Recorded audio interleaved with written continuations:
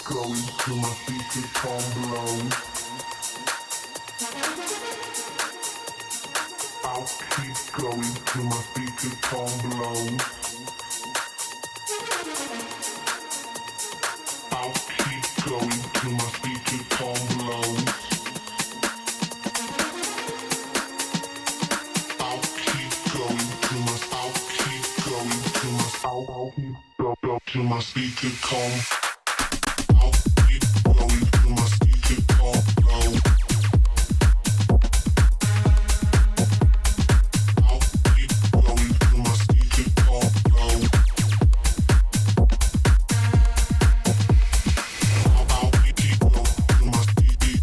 keep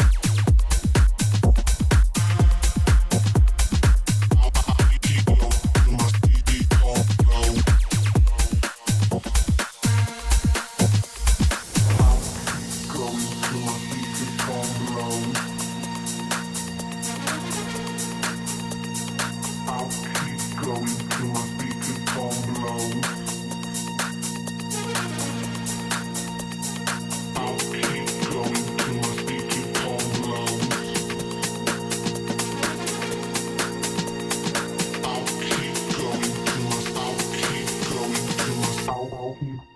Till my speaker come. I'll keep going till my speaker come blow. I'll keep going till my speaker come blow. I'll keep going till my speaker come blow. I'll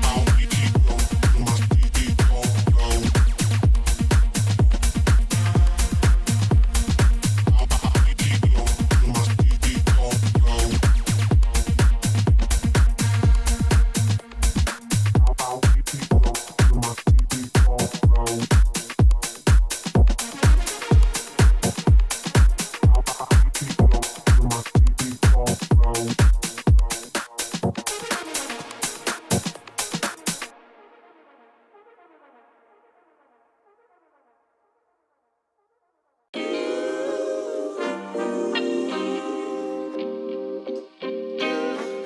Sometimes you gotta pray for a victory.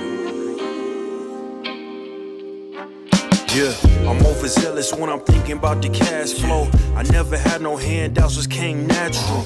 I've been testing so much, all these wrestlers nice. All these different situations that I've been through. I seen pain trying to creep in through the window, but now I'm sliding through the hood in a benzo. You gotta separate yourself just to elevate. I keep some drink in my cup to see through the hate. Sometimes on the road to glory, you gotta press the brakes. I got a lesson plan for all my past mistakes. I swear I'm proud of all my best and my worst days. Proud of all my feet when I touch the ground. Front of 8 at Beijing, man, they know the sound. I know I made mistakes, but my mama proud. Fans scream my lyrics out in the background. They ain't know me then, but I'm hot now. They say life's a gamble, you gotta roll the dice. I risked a lot of different things just to live this life. It's life down bad, you gotta pay the price. I've been through hell and back just to live this life. They say life's a gamble, you gotta roll the dice. I risked a lot of different things just to live this life. When you down bad, you gotta pay the price. I've been through hell and back just to live this life. I'm faced with a lot of different choices these days. Do a rock and Rolex account of Blueface. The whole world know my name off a mixtape. I still got the same brother since 6th grade. G-Wagon, red seats, we on Biscayne. Trips to the Florida Keys, we imported these. Thanking God for the life he afforded me. All this jewelry on my body, I could like the hood. I need a brown skinned chick just like Megan Good. Holding up every promise that I ever made. Music in the background, it's a serenade. Been rapping 10 years, boy, this ain't a phase. I paid dues, paid rent, and I stayed the same. I had teardrops running down my face. I've been through a lot, I had real pain. But thank God, cause we really on a better days. They say life's a gamble, you gotta roll the dice. I risked a lot of different things just to live this life. It's life down bad, you gotta pay the price. I've been through hell and back just to live this life. They say life's a gamble, you gotta roll the dice. I risked a lot of different things just to live this life. When you down bad, you gotta pay the price. I've been through hell and back just to live this life. What's a life without sacrifice? sometimes you gotta thank God and just roll the dice. Pacino. Uh-huh.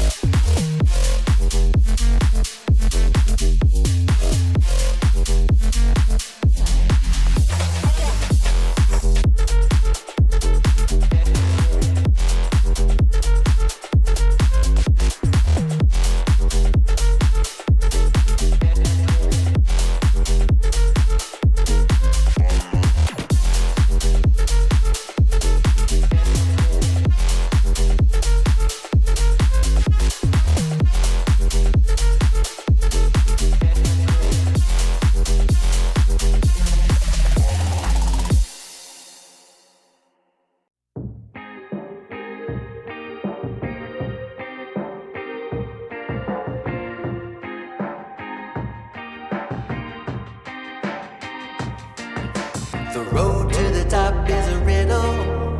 What will be my destiny? Money and fame are awaiting, but not enough is raining on me. Maybe I should give it all up. How much more can I take? Out here singing to the heavens. When I gonna get my break? I can run this town. Oh. I can run this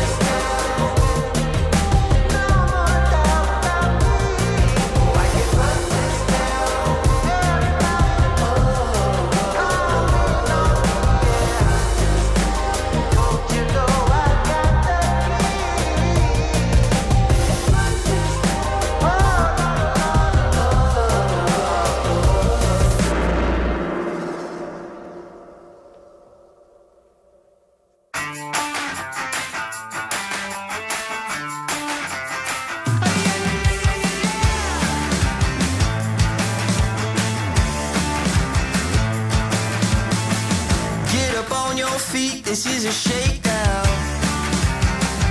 Order up that beat just like it's takeout. Show me you got soul inside those new shoes, and you can rock and roll with an attitude. So good, so fresh, just the way you like it. Just the way you like it. So good, so fresh. You're the new MC, you got the remix. Keep it on repeat, just let the beat kick. Everywhere you go, you bring the roof down. Everybody knows you got your own sound. So good, so fresh, just the way you like it. Just the way you like it. So good, so fresh. Yeah, you like it, the way you like it. Oh, yeah, you like it, the way you like it now. Yeah, you like it, the way you like it. Oh, so good, so fresh. Get up on your feet.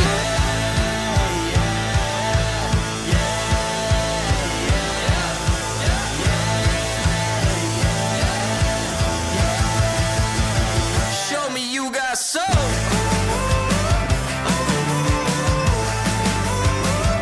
Just the way you like it. So good, so fresh.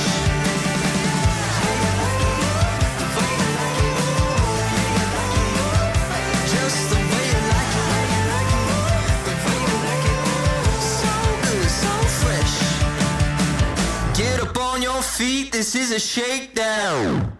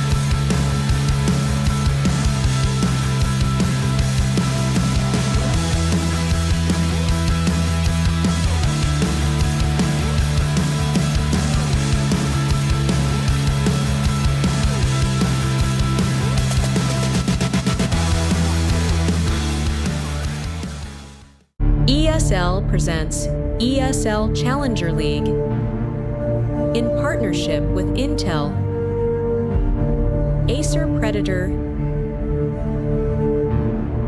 DHL, and Kidia. Here's to the challengers, the ones who don't just settle for decent elo, but hunger for something more. The ones who don't just queue for another match, but prepare for war. You can doubt them, overlook them, even count them out, but you can't stop them. Right now, I'm with Dupree, who I can see has got tears. While others play for fun, they play for legacy. This is ESL League, where challengers take their first step. Damn, guys, we almost had this. Thank God that's over. Bored of endless matchmaking? Take your first steps towards EPL, experiencing real strategies against teams of your skill. Learn more at fce.gg/EPL. It starts with a dream, with a team you barely know, in an amateur official that feels like the grand final, where practice becomes progress, and every loss feels like a lesson. When will your journey begin?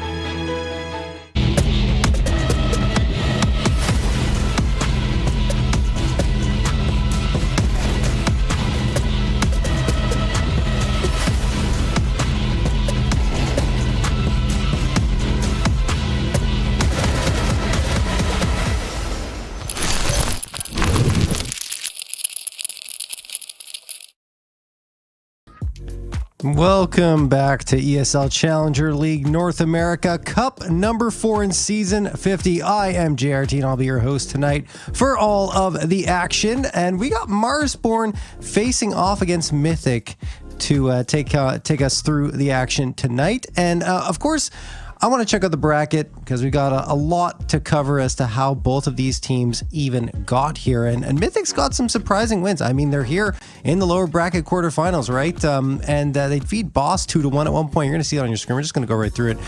Take Flight was a forfeit win, but then Boss 2-1. Lost to Lag afterwards, but then that lower bracket, which we're going to show you in just a minute, I believe they did get some wins under their belt. Of course, you see Marsborne here in the upper bracket as well, beating Nocturnal. And Chicken Coop, and after that falling in the next one. I believe that was, I'm just double checking here, yes, no, I beat Phoenix, excuse me, and then lost to Voca, which is formerly Getting Info. Now we go into the lower bracket to look at the run these two teams made. TSG gone by Mythic, and then they beat Zomblers, and now that brings them here up against Marsborne. And Marsborne, of course, since they got a little further in upper bracket, this is their first lower bracket matchup. Now, I mean, despite all of the impressive work that Mythic has done to get to this point, I think Marsborne, honestly, are a team that we kind of expect to be the winner, kind of the favorite in this matchup, just because of how well they've been playing lately. Since the addition of Sixy, it's been pretty phenomenal for them. And you look at last time they played in the Prize Picks Any Revival series, lost NRG, but in the grand final, and it went 3 maps, and on that third map, it was a very, very back and forth affair, losing 14-16 on Nuke. Then they played in that Philadelphia Ultra Mega Jersey, lost to M80 before those grand finals, and then ended up defeating Saw, in fact, 2-0 in the third place decider. So, you know, a lot of big wins notched under their belts. I feel like Marsborne are, if they're not already there, are slowly but surely making their way to the top 5 in North America, at least in terms of the eye test. So for me, this has absolutely been a team that's been on the rise. And, you know, I already mentioned it, Sixy's been a very key reason to that. And I feel like since his addition, and of course taking over the IGL duties, that Wolfie has improved immensely with the AWP. Anyway, let's check out the veto and see what maps we are going to get in this matchup. And Ancient going to get banned by Mythic. That makes sense. And then we have a Mirage ban coming through from the side of Marsborne. So pretty much the permas, or not so much the permas. Mythic does kind of play a 7-map pool here, and they will ban Ancient as it's banned 31.6% of the times. But you see the picks coming through now. Nuke from Mythic, this is just their best map. They go with whatever they feel is going to be their best chance. They pick it a very large majority of the time. But because they pick into that and don't ban Inferno, which is the best map for Marsborne in the last 3 months, sitting at 20-5, will come through as their pick. So these first 2 maps, and Nuke is 11-5 as well for Marsborne. So these are 2 that are very strong for them. They typically have 4 maps they can play pretty well. I think they're good at their whole pool, but you know, if they need to be challenged on, if you want to pick a top 4, excuse me, it is Inferno, Train, Ancient, and Nuke, and they're getting 3 of those, of course. So it's still leaning the way of Marsborne, but you never know what Mythic can do. You know, you got a lot of veterans on this squad, Flom being one of them, of course. Pone alone on Mythic. He was with the Party Astronauts for almost his entire career, or especially in the latter portion of his career, I should say, and 1.25 rating. He's the best rated player on the squad right now, and doesn't surprise me. I think he's still got a lot in him. him. So a lot of those wins that Mythic have been picking up is because Ponalone's been pulling his weight on this squad. Cooper as well, veteran player, but still can do a good job in certain moments. Truck Lover and Heiza. Yeah, I mean, if you look at the individuals here, I feel like Mythic have got a pretty decent squad. It's just that when you're going up against the Marsborns or the Vokas and teams like that, and M80s even, or Wildcard, it's going to lean very much in the other direction. So, I mean, the underdog here is Mythic. Can they do it? I mean, anything's possible. It's Counter-Strike, but likelihood is a lot lower, right, than Marsborne, of course, being the ones to take it. And that third map that we had that we didn't get a chance to talk about much is Overpass. But I mean, again, if we get there, it's going to be, honestly, I'm going to be pretty impressed if we get to that third map. And I'm not trying to throw any shade at Mythic, but it's just that's how good Marsborne have been as of late. As we're ready to jump into round number 1. Checking out these rosters: Wolfie, Sixy, Grizz, Viz, and Chop on the side of Marsborne. And for Mythic, we've got Flom, Heiza, Cooper, Ponalone, and Truck Lever. Let the pistol round begin. ECL Season 50 Cup number 4, as mentioned. Lower bracket, semi-final.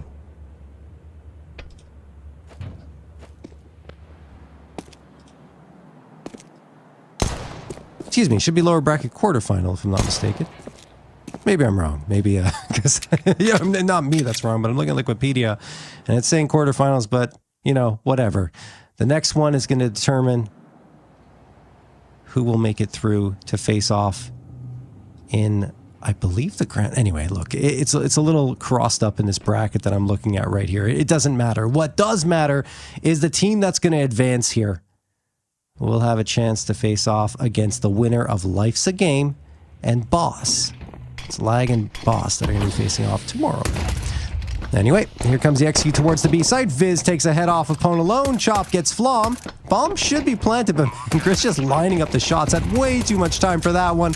And yeah, a clean sweep for Marsborne here in this opening pistol round, and it will be 1-0 in their favor.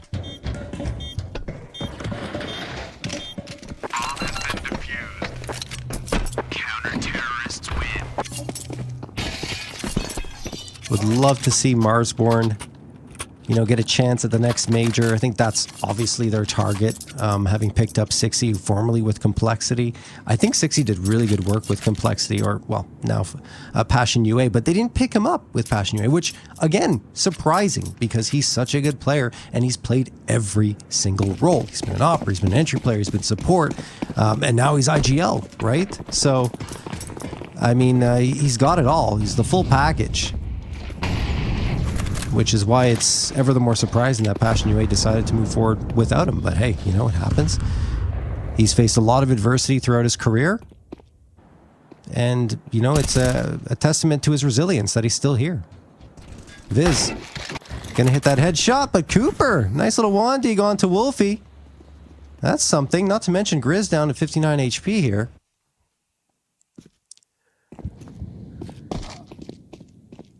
Viz. And Mini. Ooh, that spray's not great. Does manage to collect the frag on Flom regardless and does damage to the next. Chop will support him. And they got all the pieces in the right place. Yes, Ponalone managed to sneak through a frag, but it won't matter much. Chop gets the last, and it's 2-0 for Marsborne.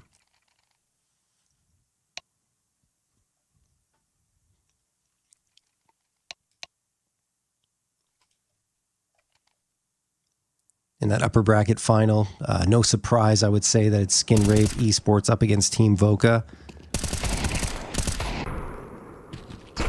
I mean, that's two top teams right now in North America. Although Skin Rave did get a forfeit win up against Life's a Game. I feel like that probably still would have gone Skin Rave's way if it gets played out.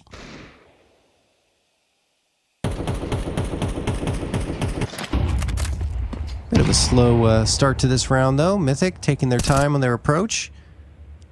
3 players in lobby, 1 outside. Make that 4 players in lobby, and 2 leading into ramp now. Sixy waits at Mini, jiggling back and forth. Wolfie and himself have a pretty lethal crossfire, and they can call on Grizz to activate if they need his assistance.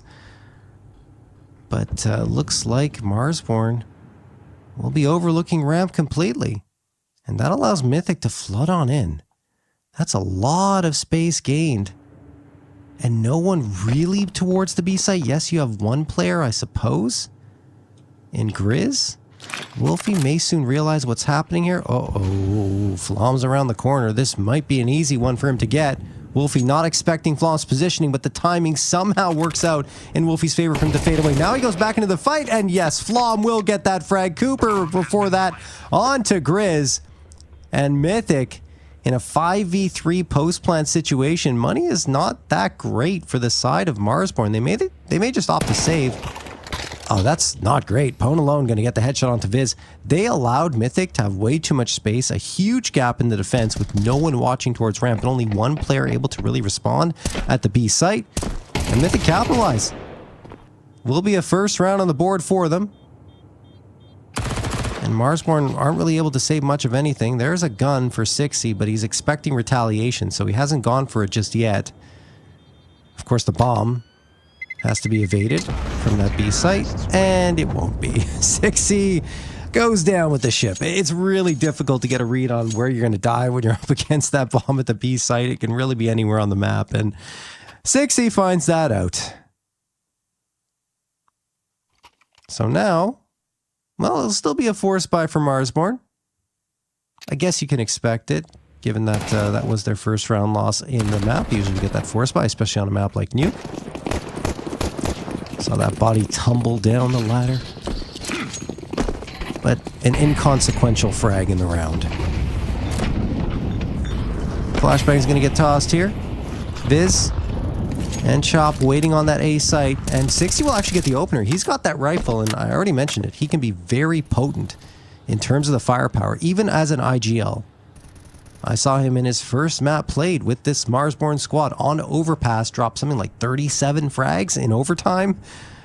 Well, once in regulation and overtime, but going to overtime, I guess is my point. It was still really impressive, and they ended up, I believe, winning that too. So we'll see what he's got here with one of the two rifles brought into the round, already giving them a frag. Mythic taking their time, though. They don't want to go for quick fights. They're trying to find the gaps, making Marsborne come to them. Grizz hugging the edge of the smoke here, and then eventually fades back into Secret. 47 seconds left on the clock. Cooper throws the Molotov for Secret. He's expecting a player here. This looks like a good fight, but Grizz wins the duel.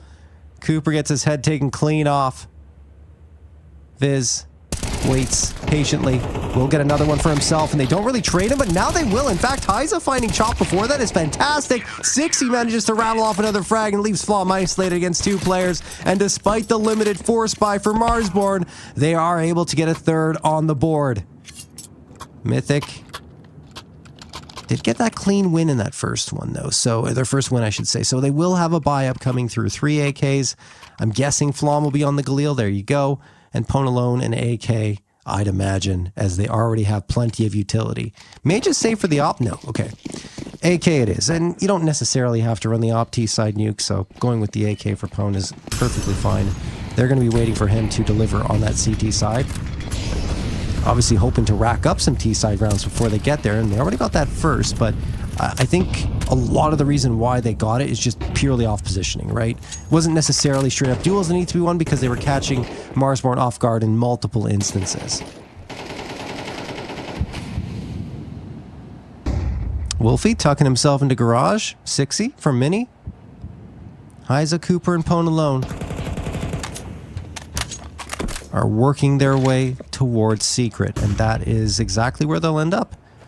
Not really too fussed in the process of getting there, although Viz is going to toss a nade right at their feet as soon as they turn this corner, assuming they turn the corner. Because right now they're stalled out. 1 minute on the clock, biding their time. Very slow pace for Mythic. Trying to be strategic here, which honestly is their best chance at winning, right? Taking it slow and trying to get advantageous fights like Cooper just does. And he gets a second one for himself. 2K for Coop. 5v3 for Mythic. Grizz could get overloaded here. He absolutely does. This is brilliant for Mythic. like I said, taking your time, trying to find the gaps in the defense, works out beautifully, and a flawless round from Mythic. Cooper with the 3K. Second on the board. Again, just coming out, catching Marsborne napping a little bit as they charged into that site a little late in the round, but that's been their advantage so far, is just burning time off the clock and forcing Marsborne to sit there a little stagnant. I feel like Marsborne are going to have to start taking some fights and getting aggressive here. They don't really have a choice, otherwise the rhythm will be totally out of their favor. And it feels like, Sixy as a player, even as a caller, likes to get a little more in your face. And that's eventually going to happen here. But Heiza answers with a couple, even though he gets traded out by the pistol. Flom, a little bit at risk, manages to fade away without dying and tosses the nade forward. Very low HP bars for Viz and Chop.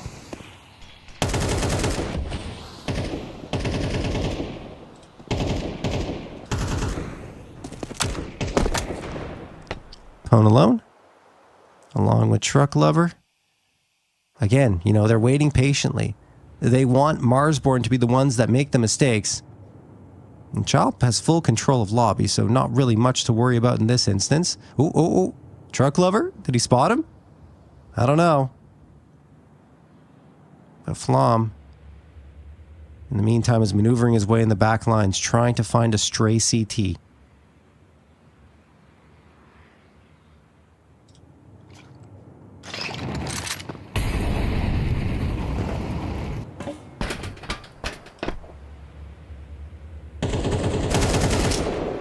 Chop sprays down Truck Lover and then gets the follow-up on Flom. What a sequence from Chop. Pwn alone, last one available, surrounded and finished off. So Mythic, despite their strategy to take their time, they eventually waited out long enough that they have to go for a play and they choose the wrong site. Everyone from Marsborne is waiting there and they will be up 4-2 now. Even when the money gets tight for Marsborne, they stretch their pocketbooks out and get enough in the tank in order to pull off victories. That's going to get tough for Mythic because as the underdog, you want to try and get as much rhythm as you can. You want to string together rounds. You don't want to have it one and done every single time. Oh, Sixy with the double kill from the frag grenade.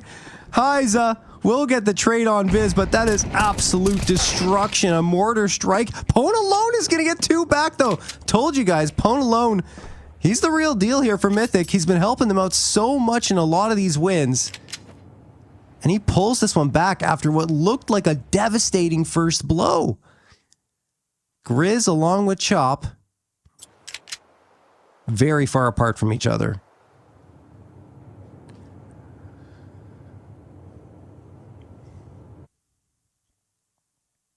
One minute left on the clock. Pwn alone waits in big garage. Excuse me, not garage, he's in secret. He wants to see what Heiza and Truck are going to find. They're so patient, honestly. Eventually, they could overlook Chop. And I think that's the biggest problem right now. Oh, they don't! Truck Lover doubles back. Checks out the bottom of the ladder and finds himself an important frag. And again, Mythic strike back. I don't think Marsborne liked this pace of play at all. 8th round coming through. And now, do you force up again if you're Marsborne? Do you try one more time? That's crazy. Sixy gets that double with the nade. And they still lose the round. That was a 5v3 that Mythic are able to pull back just thanks to Pwn alone's efforts. And now they say, you know what?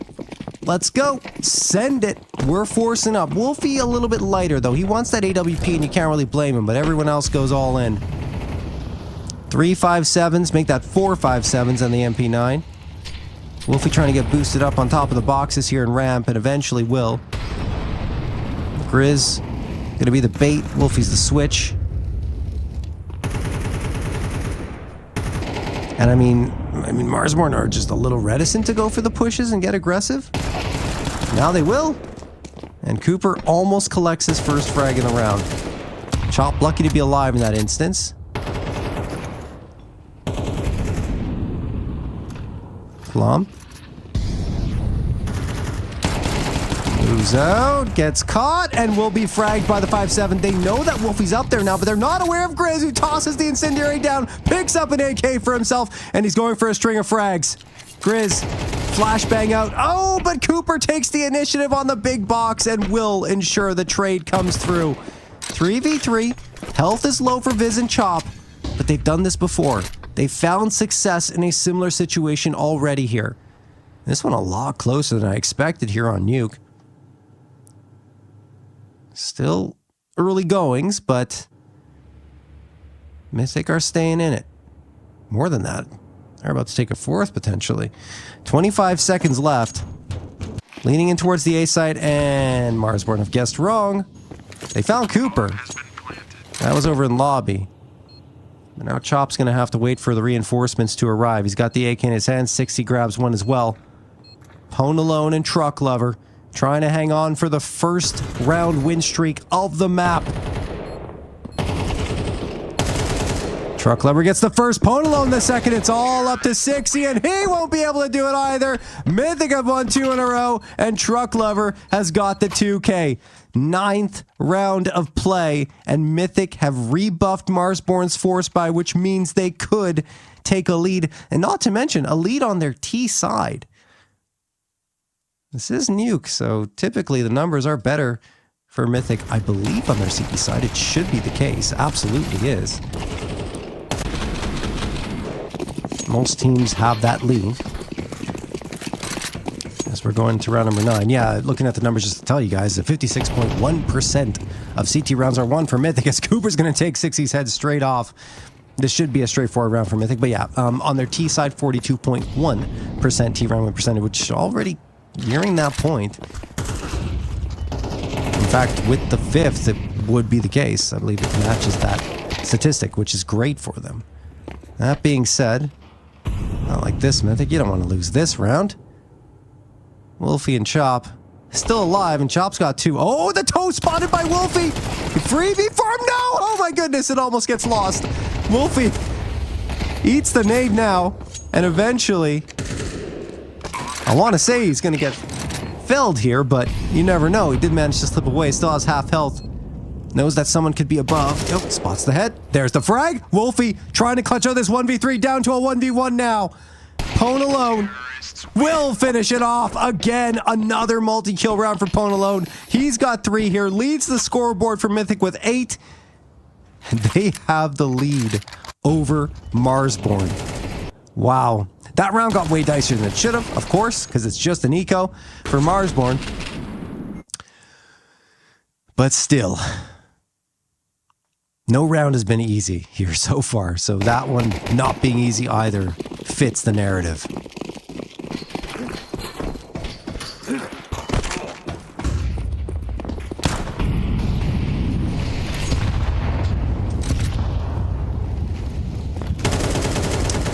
Right now, a 5-game win streak for Marsborne here on Nuke. They've beat Saw, Phoenix, along with Ghost on the map, to name a few.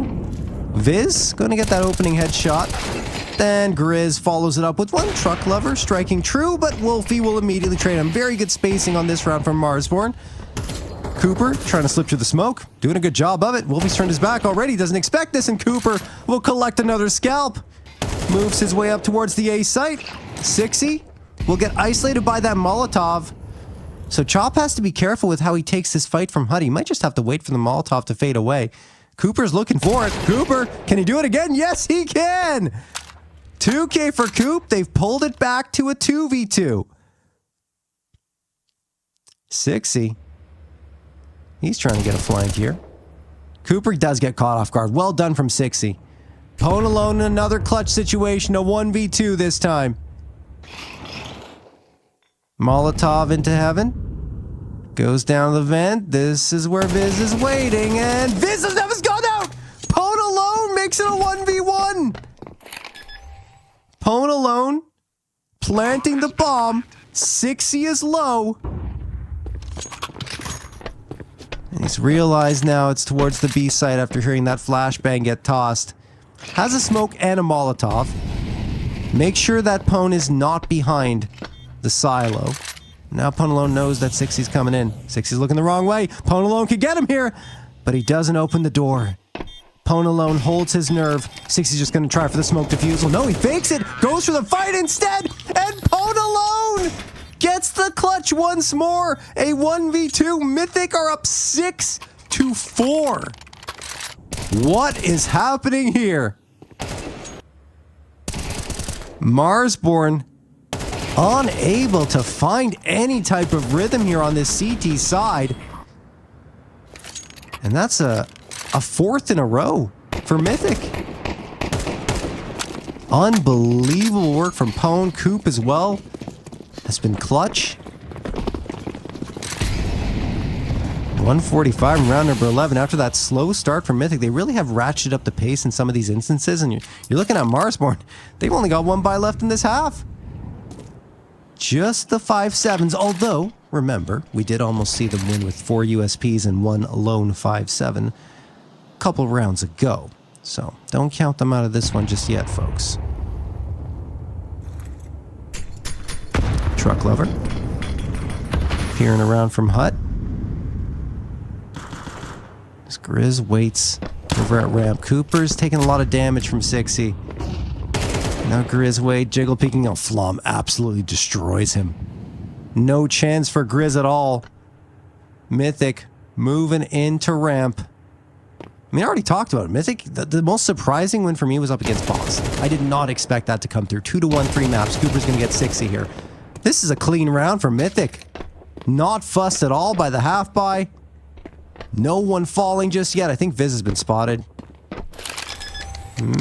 Maybe not. Truck Lover might just be letting him go down the vent, or maybe just didn't see him pop his head up. Either way, this round is over.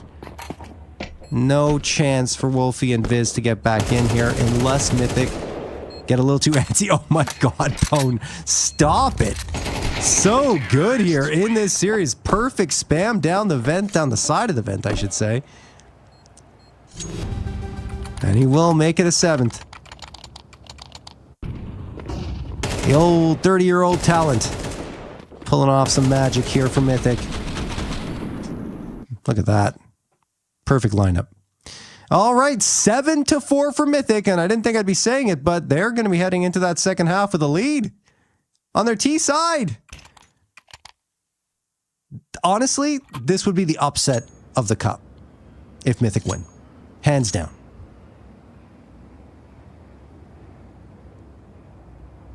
Maybe Mythic are your next major contenders. Ever think about that? I certainly didn't, but hey. If they can keep pulling off wins against teams like this, they will move up in the rankings. They'll skyrocket in them. Look, this one's far from over. Maybe I'm getting a little ahead of myself, but it's still exciting to think about, right?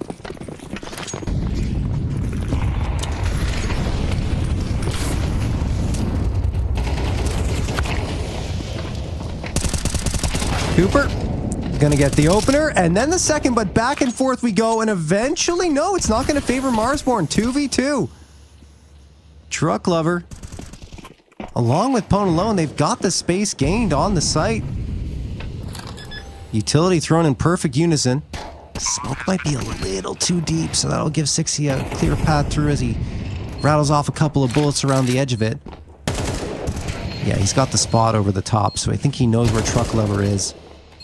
That being said, I don't know how much that's going to give him. They've still got a Molotov and 2 flashes. One of them just recovered off the ground by Truck Lover. Time ticking away on this bomb. 60 and Wolfie have to get a move on. There goes 60. Wolfie the last. Is this going to be 8-4 Mythic? It is! 8-4 for Mythic as we head to the second half of play. But before that, a break.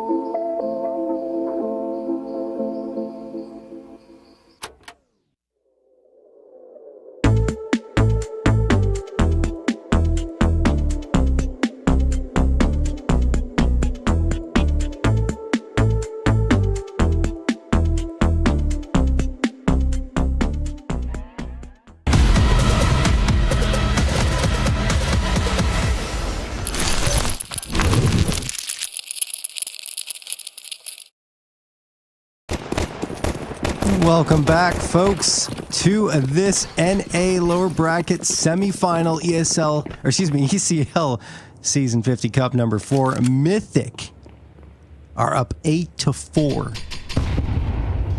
Who would have thought? And that was done on their T side. Now they switch over to CT side, which they're much better at, but maybe this will be where Marsborne make their comeback.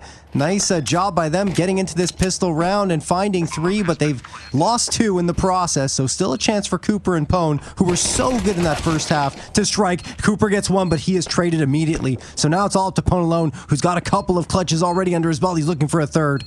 Pone alone won't get it. Wolfie shuts him down before he can even activate, and Grizz's 3K will power them forward to a 5th round victory. Mythic would have really loved to take that pistol, because you get the pistol, then you really start believing, right? But you lose it, and that means that, well, you're either going for a force buy here, you go for an eco and get the rifles out in the next. Looks like they're committed to the force. Pone alone, is he going to save for the op? Long term? No, he's forcing up as well. That makes sense. 3 Deagles, the 5.7 and the MP9. And on the side of Marsborne, only a couple of rifles. They wanted to prioritize the utility. Makes sense. You kind of need to on a map like Nuke, or really any map, but this one in particular, because you need all of those smokes to take the outside control. 60 drops down. Pone alone with the opener, eventually traded by Chop. Good spacing from Marsborne, but they're going back and forth. Oh no, Mythic have already gotten 3 down to dirt. Viz strikes back onto Flom to make it a 2v2. But Mythic are very much in this round. Viz will put Cooper down. Truck Lover, last one available. Nade sails into heaven. Flashbang tosses a good one. Needs to hit a clean shot. Does, but it's not clean enough on Wolfie. Just a little more to the left, and that would have been a headshot. But it's not. Clips him in the neck. He goes down to 22. And it will be a 6th round for Marsborne. And now Mythic on to the eco.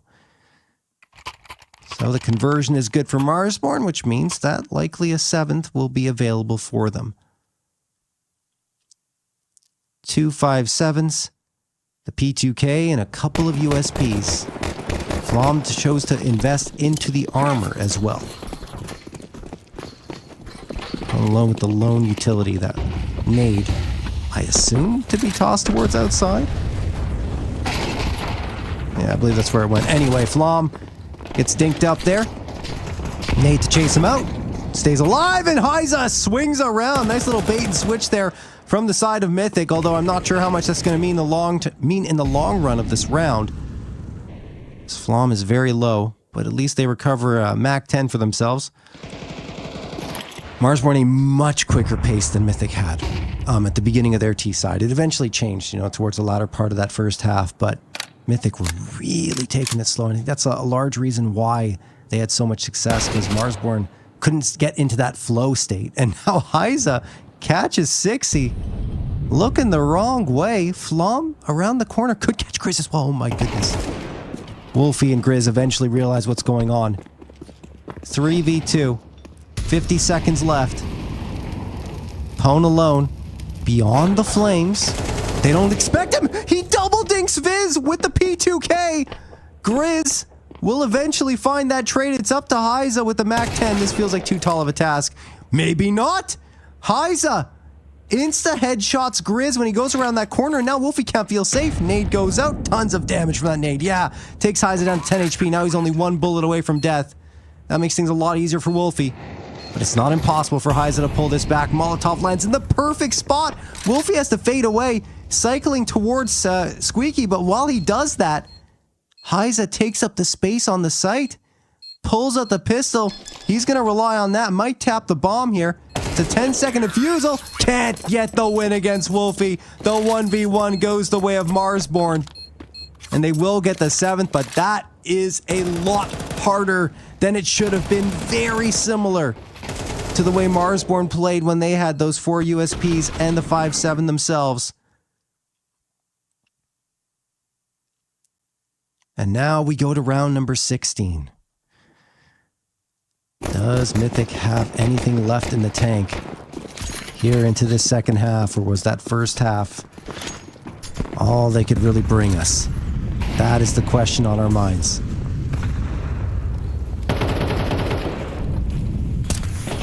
Guns are out. Cooper actually on the op. Surprised to see that. Pwn alone pretty potent with it. This might just be positioning based. No, it's not. Excuse me. Pwn alone is actually the secondary op. He does run it frequently enough, I think. Like 34 sniper rating, so he's using it on certain maps. But Cooper remains the primary.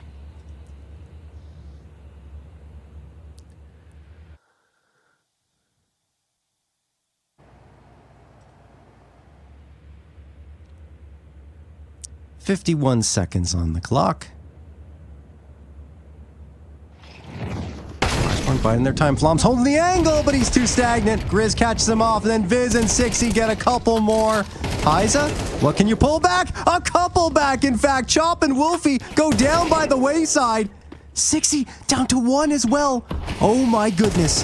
Mythic trying to pull this one back from the brink, and Truck Lover will bring it down to a 1v1. Sixy on a singular point of health, limping along here. Has the bomb on his back, dragging his legs to the bomb site. Will eventually plant it. Zero margin for error for Sixy. Molotov's gonna get tossed to heaven, but no one's home. As Truck Lover moves in. Only a flash for him, so won't have the luxury of a smoke diffusal, and doesn't have the kit either. So despite Sixy's 1 point of health, still not a bad situation for him. Truck Lover needs to look the right way. He's not yet. Sixy continues to bide his time. He's won this on time. That is absolutely brilliant from Sixy. 1 HP, gets the plant, fades off the site, plays the time, and survives with the op picked up off the ground. He was half a second away from the bomb exploding and killing him. Fortune favoring Sixy in that round, and a recovery from Marsborne, taking the first 4 rounds in this half. They've erased Mythic's lead. 4 M4s and the MP9. Mythic are forcing up. I mean, I call it a force by it. In terms of the guns, not really, but utility, yes, definitely. Don't have much util available. They've already used a lot of it in the opening moments of the round, and that leaves them with a smoke and 2 flashes. That is it. No stall utility in terms of the incendiaries.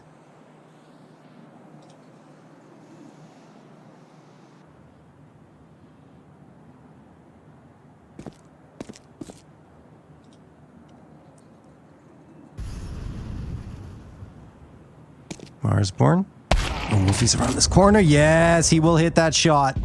Spotted out Cooper. Slow peeking with the AWP. Just a tough angle to watch from the CT side. That being said, Flom, a nice trade onto Chop.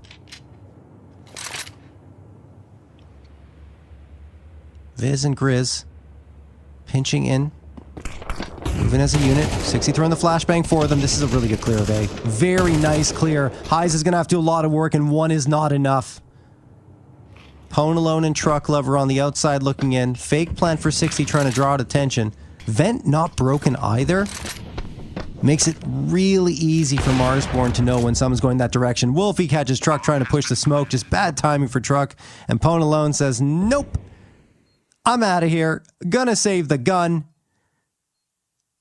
And it will be Marsborne retaking the lead, which they last had when it was 4-3 in their favor in that first half. It has been quite some time since they've tasted that lead. And success as a whole. That first half was a very rough show for them.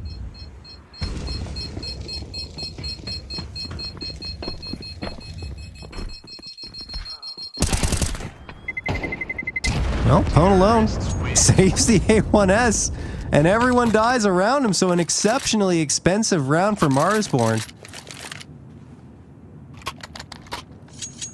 But they do get the lead, and that's the important part. You're going to see the replay here. This is just really nice execution. You know, you get Viz and Chop in a prime position, flashbang thrown by Sixy to support them and make them feel more confident in their push, and only 1 from Hyza before he's traded out. Nice take of A.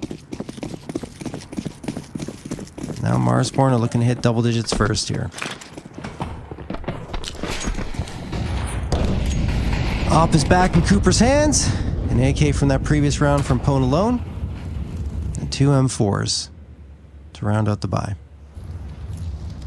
Isa using the MP9 on top of Hut. 60. Taking that space outside. There come the smokes. They had the first smoke thrown. The guy's off some vision. Then the other two go in for the wall of smokes and allow 60 to move his way down. This is just to put a lot of focus towards outside when the actual hit is going ramp. They don't have to go B either. I mean, this could be a fake with those smokes and the 60 down secret to make Mythic feel like it's going B.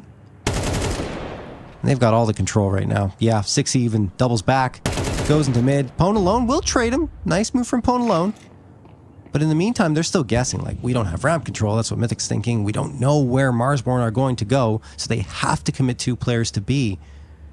And that means the A site's going to be softened up. Hyza will stay alive, and Pone alone supports really well to allow them to gain the advantage here. Truck Lover strikes as well. It's all down to Viz, and Mythic have tied it up. 9-9. Marsborne falls apart at the seams as they're trying to make their play into A, which honestly, given all of the options that they had there, not sure that was the best one, at least not from Hut. Might have been more appropriate to push around, cycle from J-Hall, go up into heaven, and strike from there, get the advantage from above, or just maneuver your way into the B site, because Mythic were kind of scrambling to gain that space again.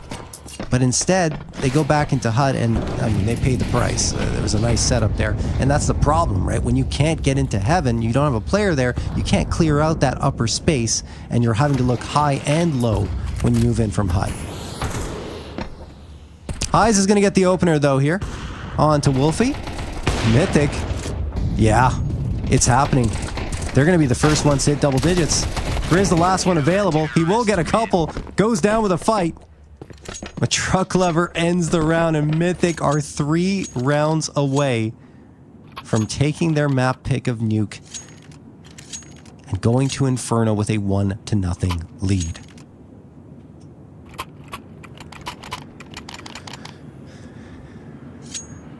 This is probably 11. I mean, Marsborne aren't buying.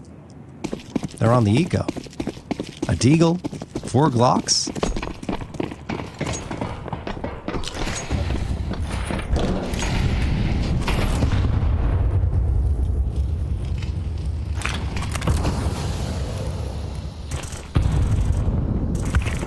Look at that damage done. Yeah, the Flom is just farming here. Well, Hyze is actually going to be the one to end things for Chop and Wolfie, but Flom does strike for a couple.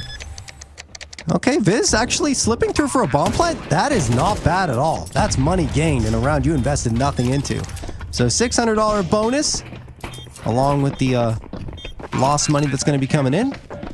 So that's a small comfort. What's not a comfort at all for Marsborne, it's 11-9 for Mythic. 2 more rounds and they have this one. They've looked darn good in the process too. Cooper and Pone alone in particular, but now Hyza, along with Flom in the second half, having some key moments.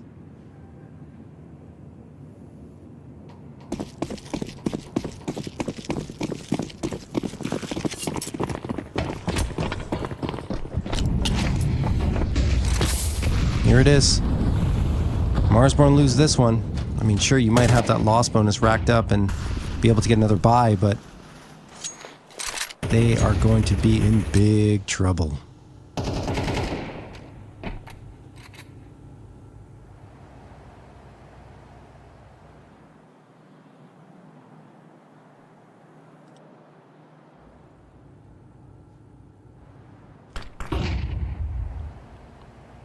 On alone. We'll get the opener onto 60. Here we go. IGL taken down there on the side of Marsborne. Chop hesitant to move into lobby. He is by himself. It's really spread out from Marsborne, except towards that B side where you have a couple of players grouped together. This is, I suppose, an attempt from Chop to create a lot of noise towards the A site and distract Mythic from the actual hit, but I mean, they've still got Truck Lover right here. Smoke gonna get tossed. Now, of course, Marsborne knows that someone's home. Does it even matter? It doesn't! Truck Lover strings two together, knocking the skulls of Grizz and Wolfie. 5v2 in favor of Mythic. Chop trying to get back into this one, but he won't be able to do much. It's all up to Viz. What is happening? We've entered a parallel universe where Mythic are a team that can come out with victory against Marsborne. 12-9 in their favor. That's a pretty clean round two. Aside from Viz and Chop collecting a couple. 3 rounds available for Mythic.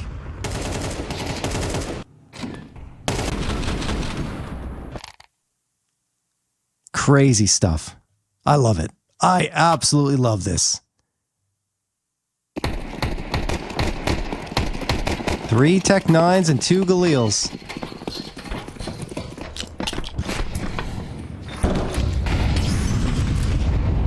Nade's gonna get tossed in for Hut. Mythic have got this served up. They're in prime position to take it. They just have to close the door here.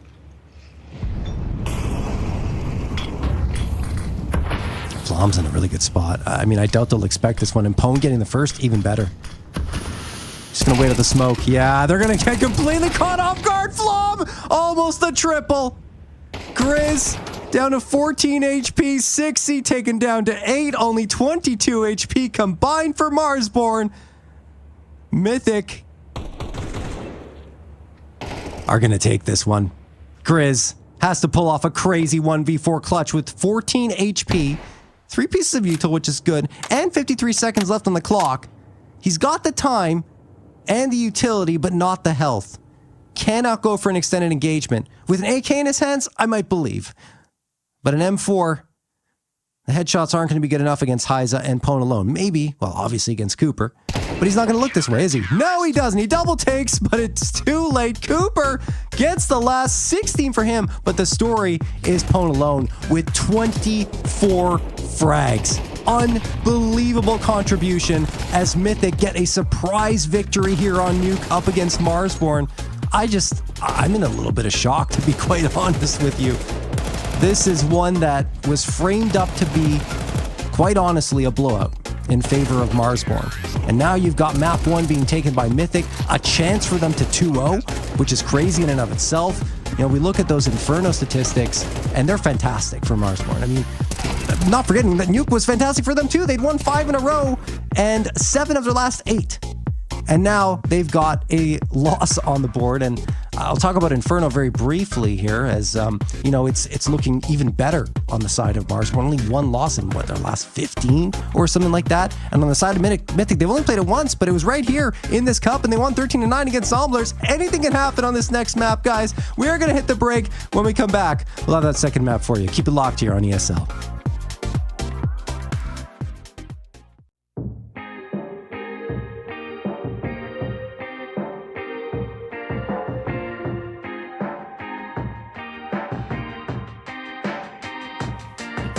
The road to the top is a riddle. What will be my destiny? Money and fame are awaiting, but not enough is raining on me. Maybe I should give it all up. How much more can I take? Out here singing to the heavens. When I gonna get my break? I can run this town. Oh.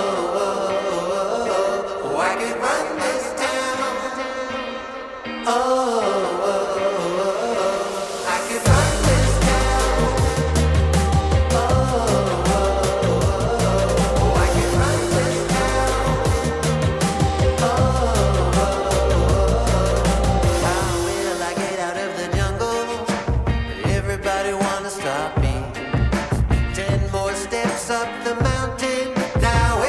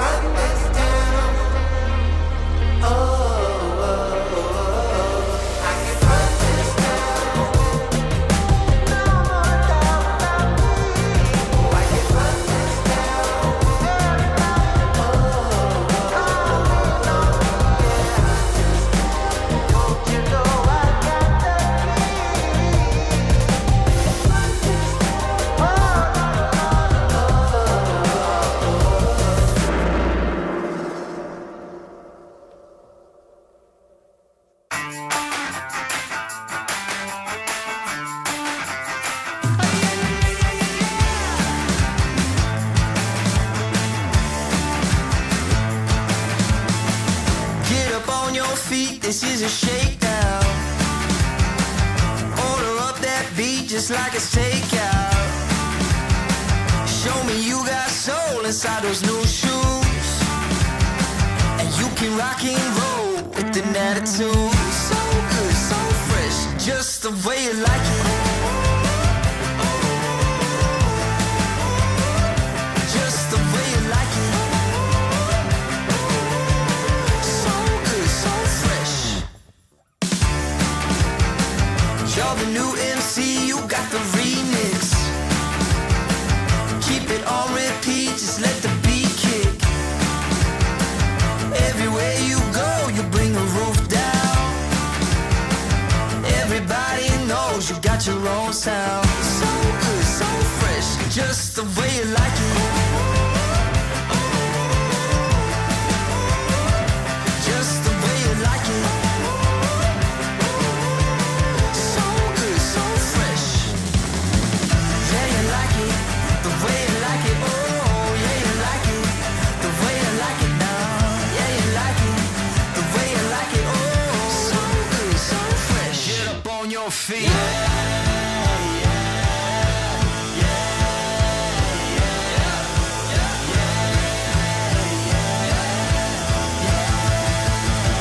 Show me you got soul.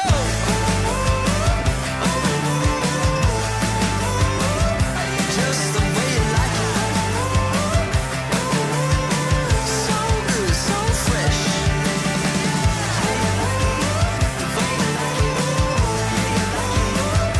Just the way you like it. The way you like it. So good, so fresh. Get up on your feet, this is a shakedown.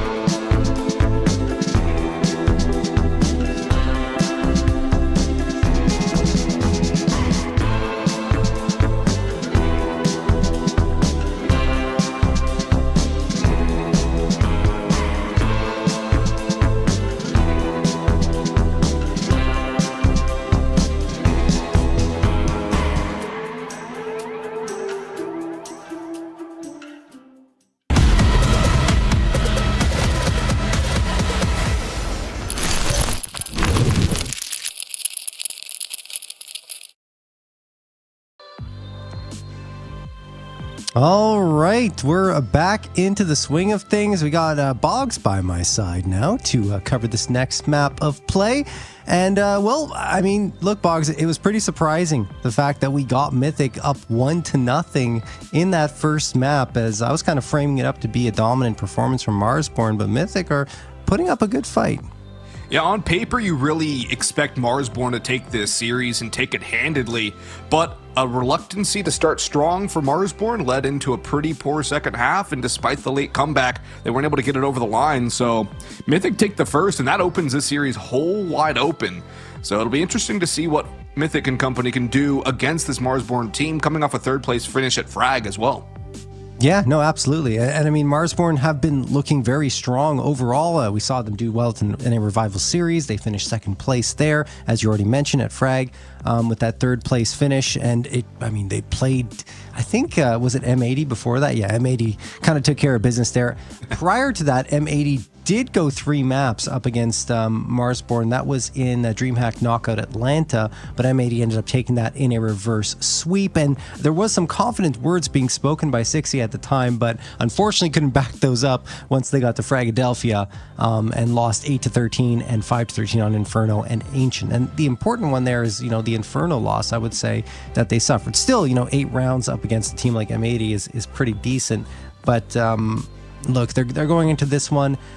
We saw that they had a 5-game win streak on the previous map of Nuke that just got ended by Mythic. They've got, I think it's just a couple of games obviously just the 1 game that they've won, and that loss from M80 that broke something along the lines of like 14 maps in a row.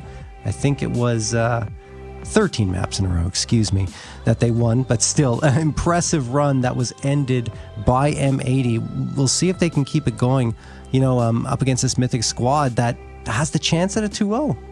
Yeah, and I mean, Mythic does have only 1 game played on the map in the last 3 months, so it's not a big sample size. It was a 13-9 over Zomblers, so it's recent history, recent victory.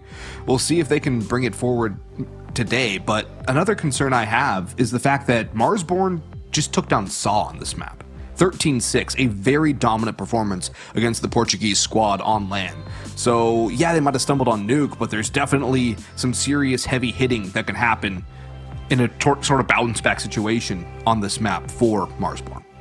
No, absolutely. Yeah, I mean, I could definitely see Marsborne taking the reverse sweep in this series, right? Like, I already thought they could win the first 2 maps cleanly, so I think one thing that might have rattled them a little bit is Mythic's slow play in the opening moments of that first map. Mythic were really just taking their time on their approaches, and I think that just caused Marsborne to get impatient in some cases, went for peaks that they normally wouldn't have, and Mythic were able to punish, not to mention just Mythic gaining the advantage, gaining the ground, finding the gaps in the defense, which really helped them build up that 8-4 lead. And while it did get erased at the beginning of the second half and it was tied up 8-8, Mythic eventually took control afterwards once the guns were out in full force. We're still waiting to get started here in this second map of play. Just checking to see if we've got any updates necessarily as to what the delay might be, but I imagine we'll be starting in just a few moments here, folks. Pwn alone was the player to highlight, though, in that first map of play, finished with 24 frags, and we've seen a lot of Pwn alone over the years. Oh yeah, he's been up and down the North American scene, from WESGs on the Rio Pro to playing on Party Astronauts and EG on LAN at ESL Challenger events. So he's been so prominent in the North American scene for so many years. It's kind of crazy to see him still playing at such a high level this far into it. No, really, it is, honestly. And I think that he technically retired, right, when he left the Party Astronauts, but decided to come back and play for the Stream Team Mythic because he is a streamer now, right? Yeah. He's going up and taking that mantle for himself in the twilight of his career. And, well, I mean, making a lot of noise here in this Cup number 4. Again, I talked about it before. Boss, one of their victims here in this Cup, that was a surprising loss on the side of Boss, who are really stumbling as of late. But still, for me to take that win is pretty crazy. And now they've got a map here against Marsborne and a chance to face off against either Voka or Skinrave. which would be another ridiculous. I believe it would be a grand final matchup as well. Anyway, Grizz is going to get a couple here up against Polo and Flom as we've finally gotten started with the first round of action here on Inferno. And it starts out strongly for Marsborne, and they still have the damage advantage too, with Cooper on 18 HP, Truck Lover 79, but High's up close, only able to get the one. That could have been a game changer for Mythic in this pistol round. Regardless, though, bomb going to go down, and Cooper's going to get caught one way or another. It's Viz around the corner, Truck Lover domed as well. And Marsborne, a nigh flawless victory on the pistol, kicking things off with a bang on Inferno, and getting themselves an early lead here on their map pick. I mean, this is the expectation, right? Like, Marsborne are the absolute favorite on this map. There's a reason why they picked into it. We already talked about it, 20-5 over the last 3 months, and Mythic don't have that much experience with a lone win against Zomblers, who are on the bottom tier, I would say, of ECL in terms of their performances as of late. So that's not much to go off of. But in the past, and I'm talking about the very, very distant past, like Mythic were a team that loved playing on Inferno, and I remember it many ECL seasons ago. They had some real barn burners on this on this map. So we'll see if maybe they can deliver here. Although from that team, I think it's only Flom that remains. I think so. And we're going back in the Wayback Machine right now, John. Yeah. Kind of crazy to think how far we've come as a region, and still, with all the struggles and everything, still such a strong, if I can say, local fan base and support for everything. And that's a great Molotov too. That's going to take out Cooper. Perfectly placed. Great read from Marsborne. Yeah, I'm surprised Cooper goes down too. It just took a step too far forward there, and ends up paying the price. Mythic on the 4-spy. Isa, along with Ponalone, wait here to greet this Marsborne squad as they move in. And well, the only ones doing the greeting are Marsborne with their guns. Sixy finds a couple of headshots, cracking some skulls, makes it a 5v2. Flom and Truck Lover, I mean, they just should save, honestly. Keep what they've got for this next round. The armor, the helmets, more importantly, there's Galils, no AKs on Marsborne, so the helmet will definitely help out a lot. The 5.7, the Deagle, both one-shot headshots depending on range. So keep those guns up, try again in a semi-half buy into round number 3. But right now, Marsborne kicking on all cylinders, and they're clicking heads to start things off on this map. Maybe a little bit of a wake-up call in that early one, caught napping. Maybe not fully mentally ready for what's to come.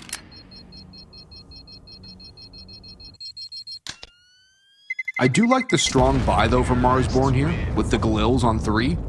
You had the potential for spy coming through from the CTs, which we did see, so they're ready for that. They still have the MAC-10s to move around, create more space, to close those gaps a little bit faster. So it's a good, well-done buy to counter this from Marsborne, and I think that might be the good old classic meme. They're no longer leaning back in the chair. They're sitting up, leaning forward, and they're ready to go. Yep. No question. I think they're probably pretty stunned by the fact they even lost on Nuke and trying to collect themselves here. You see that Mythic are just going to go for a B stack. See if it's the correct call. Some investments here, upgraded pistols at the very least for 3 players, a couple of 5.7s in the Deagle, and yeah, they've gambled correctly. Yeah, I think, because the bomb is still down outside of ramp. It doesn't even matter if the gamble was right, though. Sixy cleans him out, almost the ace, but Wolfie's going to have to finish what Sixy started. 3-0 for Marsborne. Great start for Marsborne there. Nice bank account building for Sixy, up at 10K before he rebuys into this one. He'll still have about $5,000 left over after the success of that round. And just looking at it again, perfect spray with the MAC-10, goes for the ego peak with the dualies, doesn't quite get rewarded for it, but he got his job done with the 4 on the MAC. They'll only have 1 into the first gun round for Mythic here as well. The op for Cooper is the thing to keep an eye on for the CT side. And that's going to be over towards A mid as well, up on bracket side of things. And a good nade down middle will do some decent damage to Grizz and Viz, down about 30 HP respectively. So early start for Mythic with the guns, and utility is looking good, although Truck Lover eats and counter nade over on the B side of things, which will stunt his chances in this round a little bit. But Marsborne look a bit waffly right now. They're going back and forth, now starting to retreat towards the A side of things, almost relying on Chop to get information or a pick. But Mythic playing so slow and so passive right now, it's going to be on Marsborne to force the entry. Smoke gonna get tossed for Arch. Cooper watching with the op, sees the hand and knows that the assault is coming. 60 gets the opener, Flom the trade onto 60. That was towards the B site. They're hoping for rotations and they've got what they asked for. Cooper maneuvering his way through library, now gonna get caught as he comes back in here. Needs to be quick on the trigger, and he is. No one's really watching. There's the trade from Grizz, 3v3. Chop finds a follow-up, but it will be back and forth, ending up in a 2v2. Flashbangs everywhere. They don't know Pwn Lone's on the site, and he's got another chance to shine here for this Mythic squad. Oh, that's tough. Yup. Doink down. He probably would have been taken down by the gunfire of Chop, who domes Flom as he comes up through brackets. What a play by Chop. Presence of mind to get the nade out on site, and then read for the rotation that he knew was coming. Takes the gamble. It's going to be coming through mid and not through B. Holds his line and delivers a finishing blow. Great stuff from Chop, and I hope we'll get the nade on replay again, because whether or not Chop gets the nade out, I think he still has that kill dead to rights. Just, you know, cool, calm, collected. Nothing better from Chop. Yeah, just banks it off the wall and lets the nade do the talking. 4-0 for Marsborne. It looked like Mythic were about to pull that one back. But Ponalone's clutch potential that we saw on Nuke hasn't yet shown its face here on Inferno. Smoke's gonna get tossed. He pops around that corner and does a little bit of damage to Chop, but he's on the receiving end of the worst of it. Down to 21 himself, and then Flom through that smoke, I believe, at Banana is going to take even more damage. So, Marsborne looking a lot better on Inferno than they ever did on Nuke. They're looking strong right now, and with the economy situation, looking primed for a 5-0 start.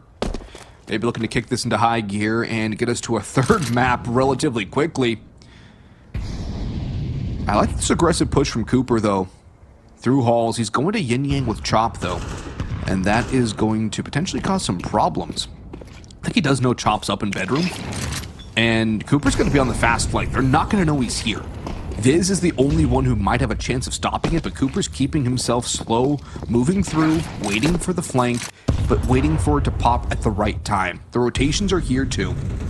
3 on site.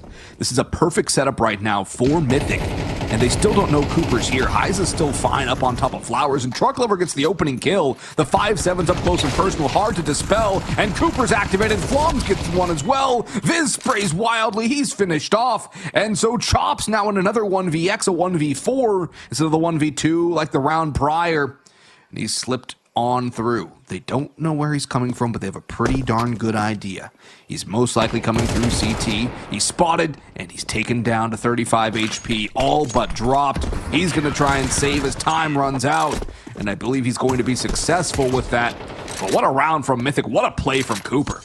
Yeah, and I mean, look, it's Mythic going for the gamble stack on B site again with the lighter buy-up, and it works out for them this time. Didn't work out the first time, but man, oh man, that is just brilliant, right? Because you get 4 players alive, 4 AKs carried over, grabbed off the ground, and Truck Lover is the only one who has to buy, and he goes into an M4.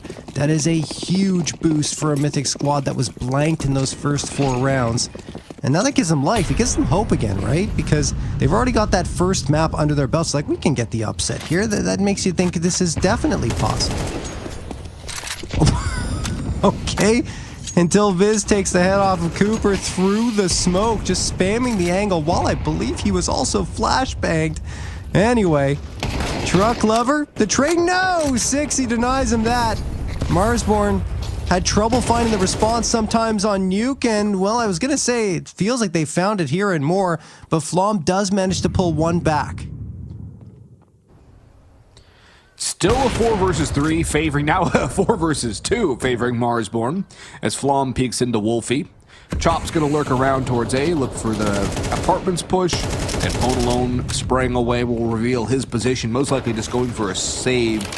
Do a little damage if he can, maybe get a kill through the smoke, but there's no real chance for the retake to work for Mythic, and so that response comes right back, isolating the Mythic victory at 1 round. These guns being saved imperative to Mythic having a bye to the next round. Only Truck Lover will be relegated to something lower, and Ponalone will have the money to be able to drop over an M4 to his teammate. So things won't be terrible for Mythic. The problem is only 1 round to kick things off, and the first 6 on CT side Inferno is not a great start. And things are only going to get worse once Marsborne gain that momentum and really get the ball rolling. They're still reeling a little bit. There's a couple things here and there which they don't look exactly as sharp as you might expect, but they're getting the job done now, and that's a scary prospect for Mythic, who, if this continues a beatdown fashion like this, that confidence from that first map victory is going to evaporate. Yeah, certainly. And then Overpass, there's not much there for Mythic versus, the side of Marsborne. I talked about this already. They have a lot of comfort on pretty much every single map in the pool. And Overpass is no different, right? They had a 4-game win streak there up against Take Flight, NRG, Voca, and Reactor 9, but it's really the first 3 that matter. And I would say in particular NRG and Voca, but then did lose to Voca recently in this cup right here, 9-13 on the map. Still, they've got more experience there, they've got more confidence, so I think this is it. Like, Mythic kind of feels like they need to win on Inferno if they want to take this series, otherwise Marsborne will be well on their way to that reverse sweep. It's still a long ways off, right? We're only in round number 7, right? But it feels like the trend has started to materialize. Yeah, the storyline is starting to emerge here for Marsborne, and with every round they tack on the T side, it only becomes more likely. Isolating the CT round helps for the economic battle as well as we get towards the second quarter of this game. Ponalone, though, a double spray down, and now things go from good to bad for Marsborne, needing a couple picks back. Cooper swings and misses. He'll be struck down by Sixy as Heiza watches the spray go through, holds his nerve. That's a smart call. He could get overwhelmed, found through the smoke if he shoots there. Instead, he'll play the info game and allow the rotation to come through. Ponalone on site. One in towards CT. That's Truck over in Library, or Wine, as it's called now. And the Molotov buys more time, but Truck gets caught. Heiza has to rotate over and help out. Ponalone, he's expected. Good read by Grizz, learning from the positions of Mythic in prior rounds. And the bomb needs to go down quickly. The rotations are here, though. It's going to come down to the pit player. Grizz has to get one here, or at least stall for time. Flom, staring down towards pit. He knows someone has to be here. Flashbang thrown for the site. They don't take the initiative with Pit, so this is a clean fight for Grizz. Gets the first, probably the second. There you go. Heiza and Flom overlook the most important part of the map, and Grizz will get a 4K. 6-1 in favor of Marsborne in a round that was absolutely trending Mythic. They had the man advantage at a certain point, but it just slips away thanks to Grizz's efforts again, along with Chop, and Sixy's having a much better map here on Inferno than he did on Nuke. And I mean, just feels like everyone's activating. Wolfie, I mean, it's been a little bit tough for him because Nuke on CT side, certainly, you can shine with the AWP, but didn't really do that there. And now you're on Inferno where the op is a lot harder to run. But that being said, he has proven to be very effective for them with the AWP, which you don't even usually utilize on T side. You see a lot of teams moving away from it. Anyway, Chop and Viz are gone. Ponalone manages to get one, and then Heiza will trade out his death. 4v2 for Mythic. And the bomb down on stairs, too. That's a tight choke point to retake for Marsborne. The remaining pair, Wolfie and Sixy, one of those has that op. This is a situation where the op really hamstrings you on the T side. But luckily for Sixy and co, the bomb's been abandoned. Heiza's backed away, playing site instead. Danny's going to do his due diligence, clear his angles, grab the bomb there instead. And I would like to see Wolfie swap over to an AK that's over towards the app side of things, but he's going to just keep the op for now. Heiza's in a good spot, too, on the balcony. A little 1-2 punch with Cooper over on lane. It's a tough retake scenario here for Marsborne, and they might even be trying to bait out this B push with the reposition from Wolfie. Sixy's going to make a little bit more noise, trying to spur him in. Although Wolfie's going very aggressive here. He's pushing up and into contact. He's about to get traded even if he wins this first duel, and he's not going to be able to do that. Flom's holding close. The op not exactly made for that scenario. And so 6, he's in a 1 versus 4. He's had a much better map, but he needs to be heroic now.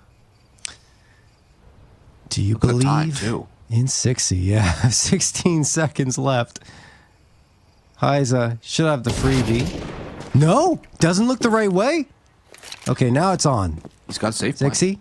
Gonna try for the plant. Cooper pushes forward, and while he does get the bomb plant, 60 will fall. No more clutching available for him in the round. Mythic do indeed secure themselves a second off some very solid play from Pone alone at the beginning of the round. They get aggressive into the apartments. Pone finds 2, a great trade from Heiza afterwards, and they had full control from that moment, and they never really let go of it. Here's the other thing, too. Pone alone got the double man advantage for Mythic on round 7. They weren't able to close that round out. Heroics from Grizz, a 4K, won the round for Marsborne. Pone alone doubles down in apartments. Isaac gets the second one, so it's still a 2-man advantage, a 4 versus 2 this time. And they close it out in the end. That's what Mythic need to do, close out their advantages. And Wolfie needs to land that kind of a shot. He's still going for the peaks here. And he takes another one through the wall, but if he gets that opening pick, it's so much more advantageous for this Marsborne side. Instead, they're going to have to fall back, retreat, and rethink what they're going to do, which is going to be a lot harder now. Night, Wolfie. Flom's going to spray you down. And he almost got sprayed down in return, but he survives with 6 points of health. That is... If you're going to run the op on T side of Inferno, you need to hit those shots. I mean, I completely agree with you. That's a tough whiff to watch on the side of Wolfie. And while 60 will take up the op for a moment, Pone alone hits Chop. Collecting another scalp here for the side of Mythic. 53 seconds left, and I mean, the one problem for Mythic is how much space that Marsborne have gained into CT, and I'm not sure they're aware of it. Pone alone is watching, but he won't hit that shot. His head is now gone, and I think this is very much on, right? Because Marsborne can go towards B, they can go back to A, and that's going to leave Mythic guessing.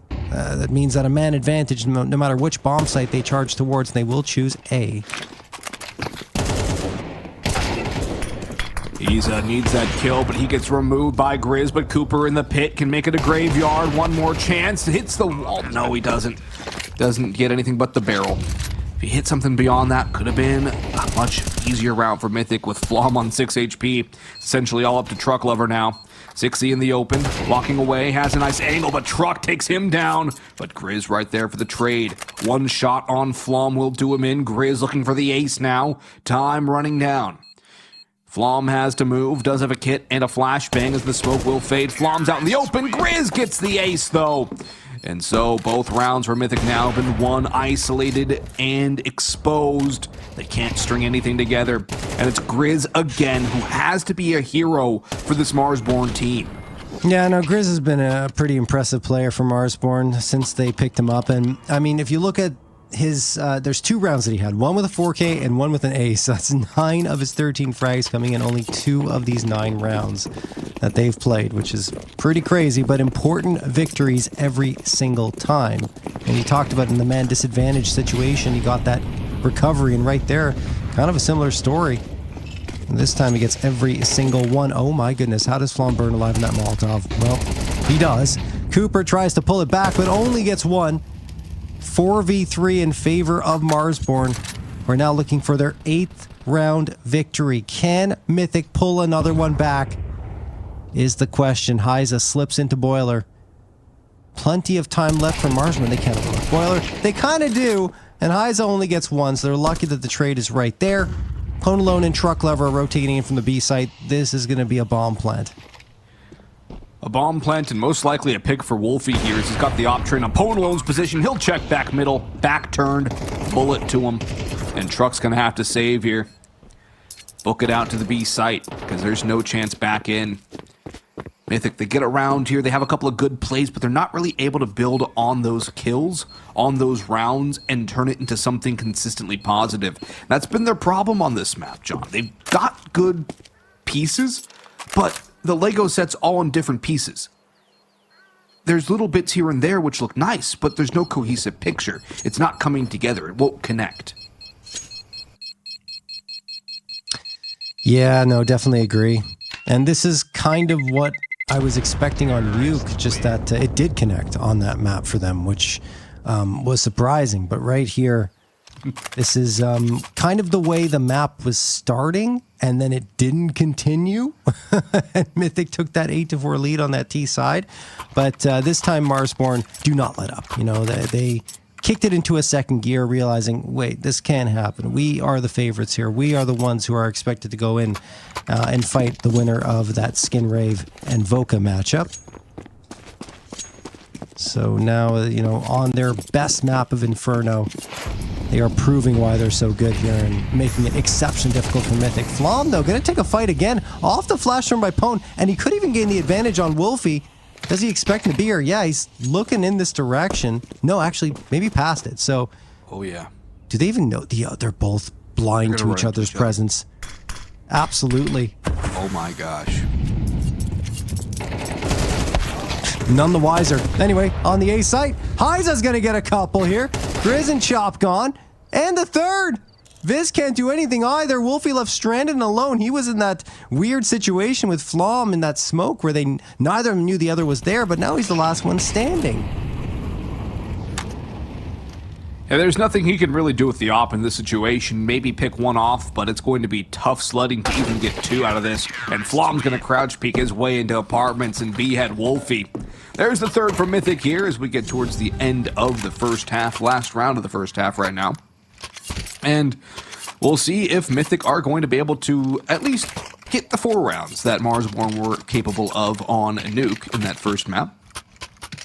Always love to see when the games kind of rhyme with each other. Yeah. Look at the buy for Marsborne. 3 techs, a Galil, and an AK. Utility is not great. At least there's 4 incendiaries, 4 Molotovs. That's nice, but the smokes aren't all there. The flashes are definitely lacking. And already, Mythic are dealing the damage through this wall, through the smokes, with nades. A couple Marsborne players jumped down a little bit. Is that team damage there, though? Anyway, it doesn't matter. I think Marsborne are moving in. Nade, but I don't know. Oh, yeah, I'm not sure. Anyway, either way, it's Flom that's going to get a couple here. Wolfie strikes back for one onto Flom. 3v3 situation, post-plant for Marsborne. Surpriser even able to make it through. 60's going to blindside Heiza. No, he doesn't. Heiza clears it. Well done. Heiza now going to be moving into construction. Church. Wolfie and Viz are both going to occupy this space. A bit of a risk, keep both players in the same angle, but the nade goes in the wrong direction. They have another one. And it's still available from Pone. Tosses that one forward again. Not in the right spot. Time ticking away on this bomb. Viz going to be spamming down one, but loses the next fight. It's all up to Wolfie. Time ticking away. Needs to win this fight, and he won't. Defusal comes through. Mythic do indeed get a 4th, and we got another 8-4 half as we hit the break.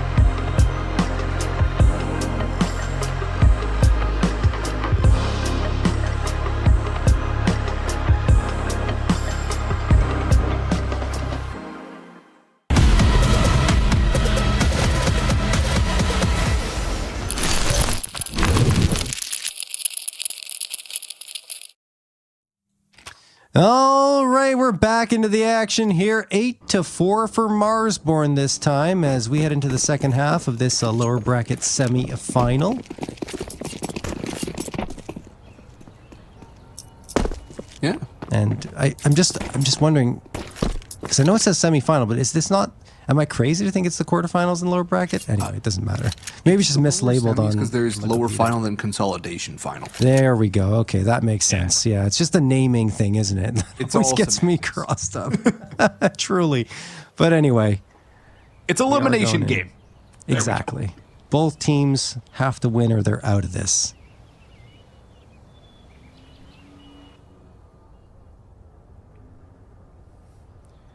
Well, right now, Mythic need a pistol round win if they're going to continue on that stretch on this map. They took their pick, and right now, Marsborne have returned the favor exactly out of that first half. And right around the corner, Chop's gonna get flashed in, spray away with the dual Berettas, comes up empty-handed, strikes out swinging, as Cooper will tap a couple, as 60 only got one. That is an engagement where Marsborne had all the advantage. They had everything working for them, except for the headshots.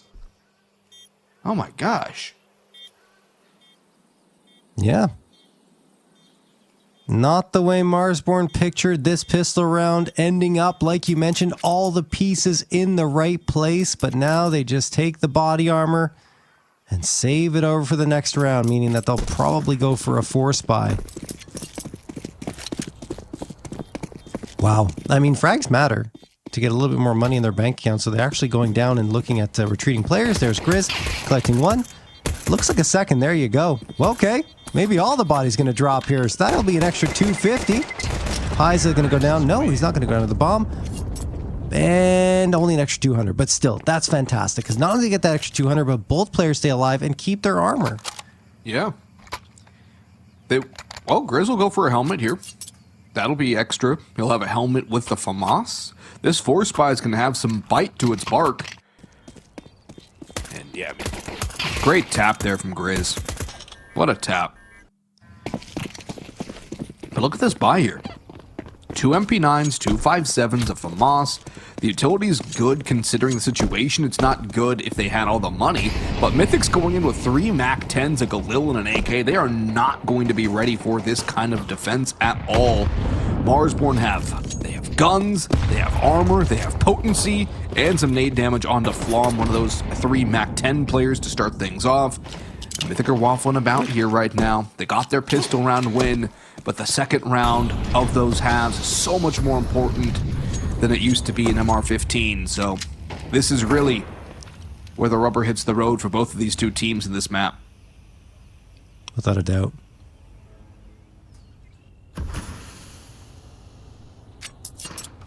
Mythic biding their time. This is what they did on Nuke, right? They waited so very long looking for openings in the map, and it's different on Nuke, right? Because you have a lot more opportunities. There's a lot more map to cover on that over there, but here, not as many approaches, right? There's a couple of choke points, one towards bracket and the other one at top banana, and that's it, you know? So you got to eventually get a move on here and let the util clear the space for you.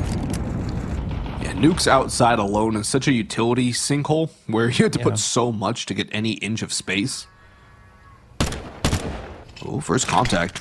Grizz lets his position be known, and Mythic are going to use this lurk of Heiza as a decoy grenade, essentially. Draw rotations over, but Marsborne have read this perfectly. They've got 4 here. Chop's got 1, but goes down. 60, another. Wolfie, 1 more. Heiza gets 1 on the lurk, but he's the last man standing and took significant damage in that duel.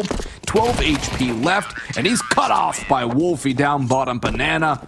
Marsborne strike again. They turn the tide back into their winning ways, and once more Mythic will win a round and then lose the subsequent, which is not a way to win a game. Nope, that's you don't want to have your rounds being one and done and isolated. It is not a recipe for success under any circumstances. They will be forcing up here. We'll see if they can strike back. 3 Tech 9s, the MAC-10 and the Deagle.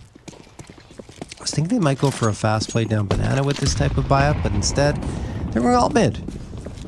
Likely apartments. Yeah, Hall's pop wouldn't be a bad call either, especially with the Mac 10 leading the charge. Hop on out. It's got good jumping accuracy. Certainly so. Grizz. He's got an MP9 though, and that's very effective at close range. Could shut this all down before it even starts. And Wolfie's there too to support from lane. It's a good setup. Wolfie. Tosses the smoke in. Yeah, this is even better now. With that smoke up, Grizz gets one. Only one, though. And Heise is not traded. That's too sloppy from Wolfie. How is he still alive? How is he doing this? He doesn't get traded at all. Wolfie able to do it with a USP out. The lack of armor hurting Mythic there, at least head armor. And Wolfie, despite being caught in no man's land, survives and gets the 3K. He's just a turret. He sits there, taps away. 1, 2 on the USP, spraying down, gets the one on the wall bang, but then the fact that Truck's full blind and as the second player too, the flash from Viz is what allows Wolfie to do that kind of damage. That's some good team support right there. And realistically, if Marsborne had all the armor, it doesn't probably go that way, as Grizz will go farm a couple of kills, gets an assist too, as Flom will have a kill taken away from him because of the team kill. Wolfie mops up the last. Grizz has been killing in bunches. He's got 21 kills to 10 deaths. Nobody on the entire server is near him. His next closest is 60 at 14, then Heise on the other side at 13. So it's the Grizz show, and everybody else is just along for the ride as Marsborne moved within 2 rounds of victory. Yeah, this one feels like it might already be over. It does. Feels like a foregone conclusion almost. Yeah. Well, Molotov gonna get tossed down to top banana. Wolfie waiting and watching, but all he sees is smoke and flames. Grizz tosses a nice nade. Cooper down to half health as a result. Grizz just fade away.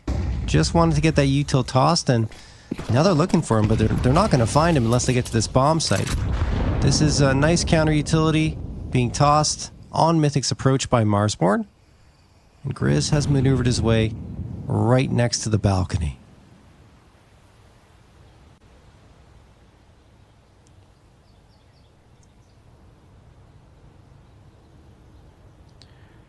Wolfie getting a little aggressive with the op, spots a gun barrel, lines one up, Viz there as well as Cooper pops out a boiler.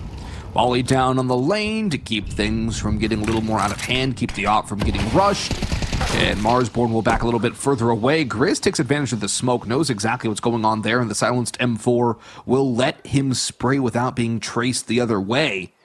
3 kills to none in favor of Marsborne here in round 17. Looking like they want map point and quickly, shipping us off to Overpass to conclude this best of 3 elimination matchup in the lower semis. What can you really do if you're Flom or Pone alone? You have to go for it, realistically speaking. Actually, can they even afford to? They don't have time. They don't have money. They have armor and AK and Galil. And that jump might just spell the end of Flom, too.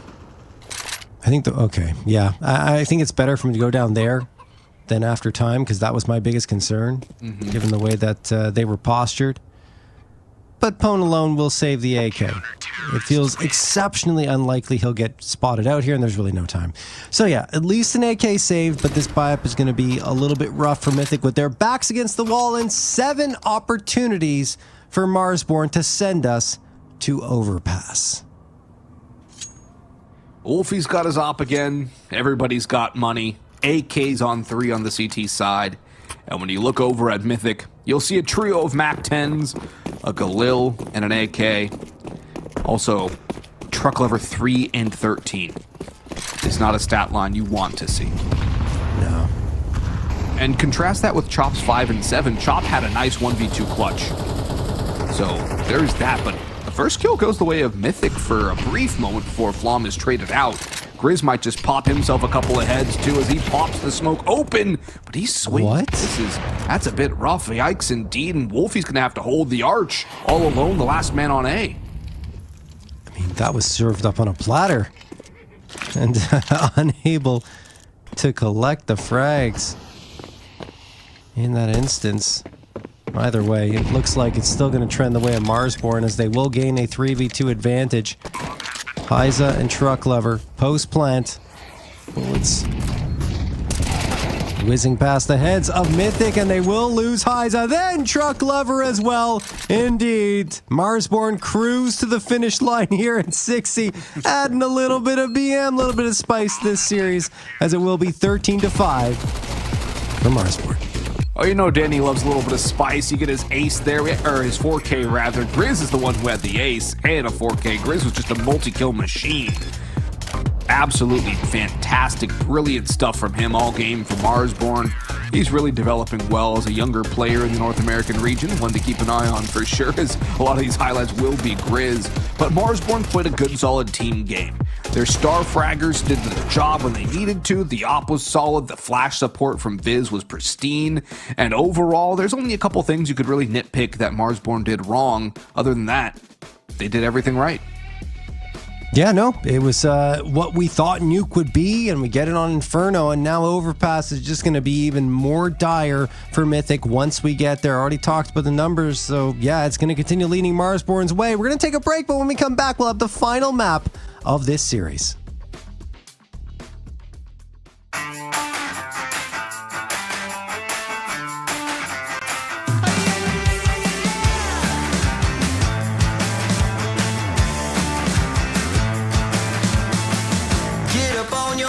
This is a shakedown. Order up that beat just like a takeout. Show me you got soul inside those new shoes, and you can rock and roll with an attitude. So good, so fresh, just the way you like it. Just the way you like it.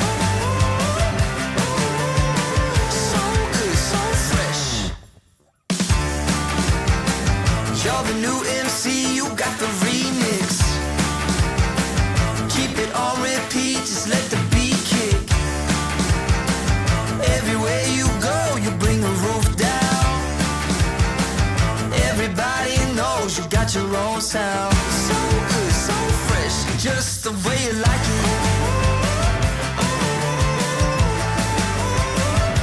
Just the way you like it.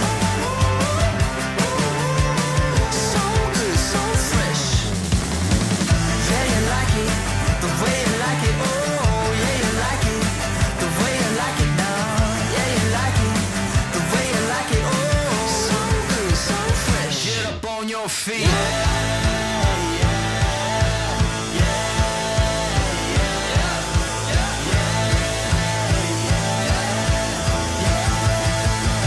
Show me you got soul.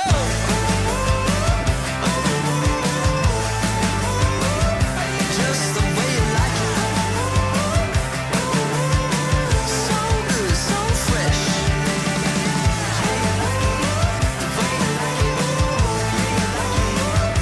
Just the way you like it. The way you like it. So good, so fresh. Get up on your feet, this is a shakedown.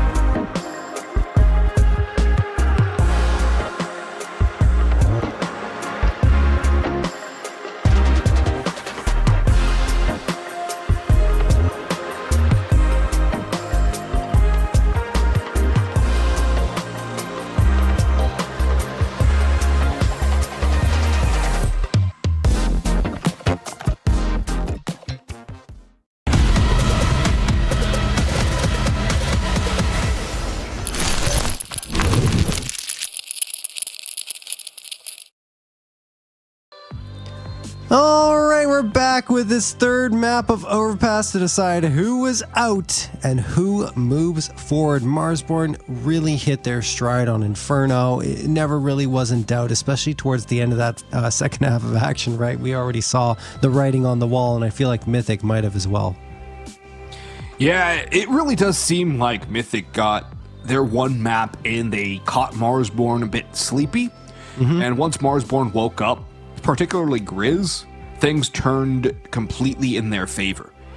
And it's still not the cleanest map for Marsborne if you look at that Inferno, but they got the job done. They had some heroics, and more importantly, they didn't let Mythic string rounds together, and it's impossible to win a game of Counter-Strike if you can't win multiple rounds in a row. Yeah, absolutely. And I mean, you look here, on Overpass, it's been a very tough go for Mythic. Their CT side win percentage is actually really low, right? 34.4% of their CT rounds are victories. And I think that is, you look at the match, especially against Wildcard. I mean, it is Wildcard, but they've not necessarily been the best team as of late. Only 5 CT rounds for Mythic on a map where usually kind of 7 or 8 is the norm.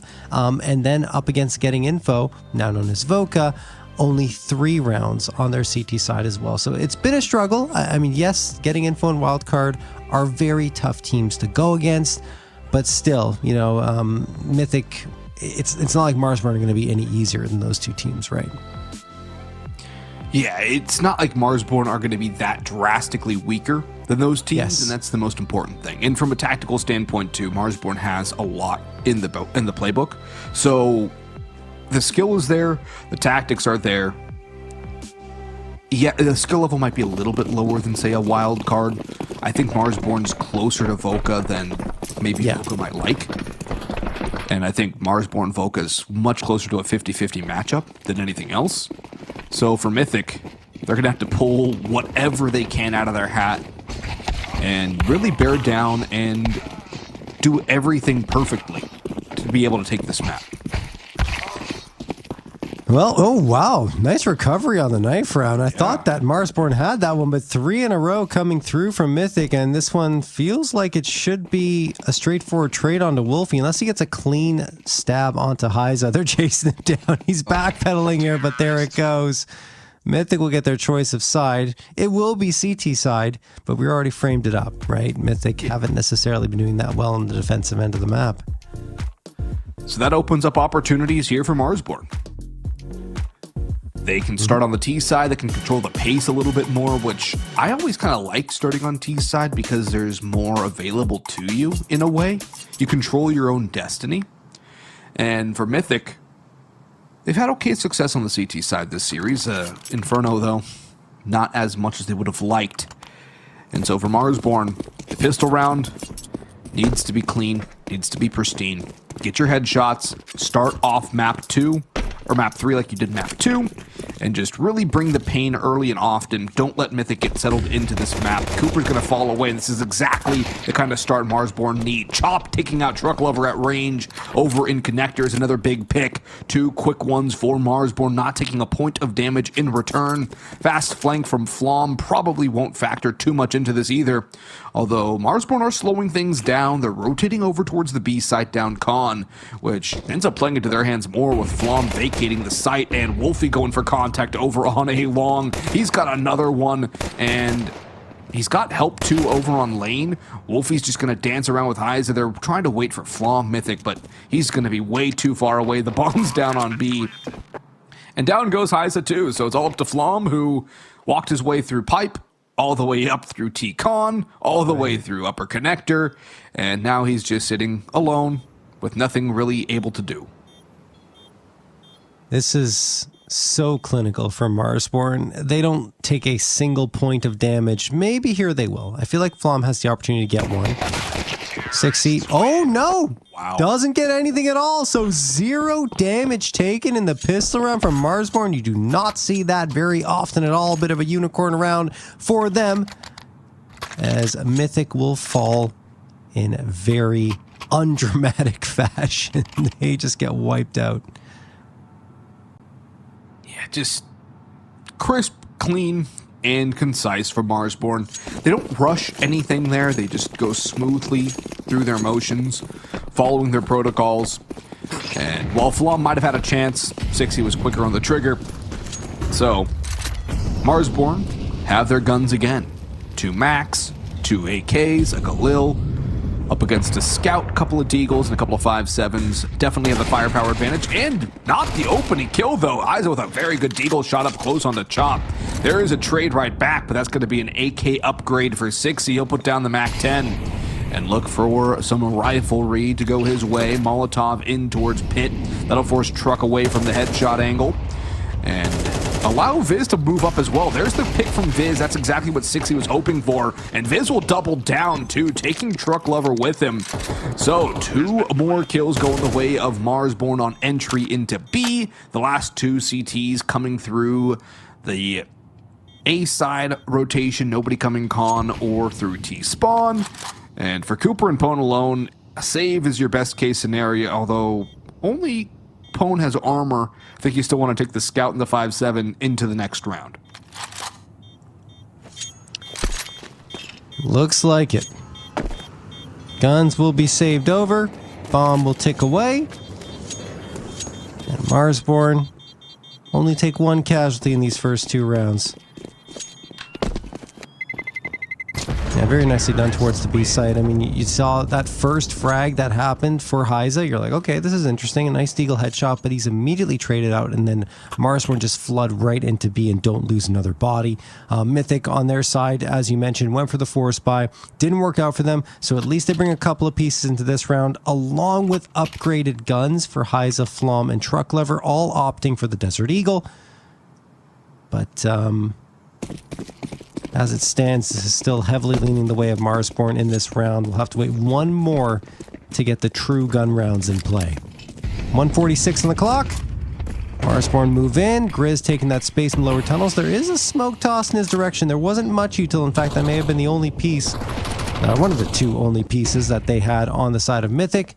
And they deployed immediately just to try and slow up the round a touch.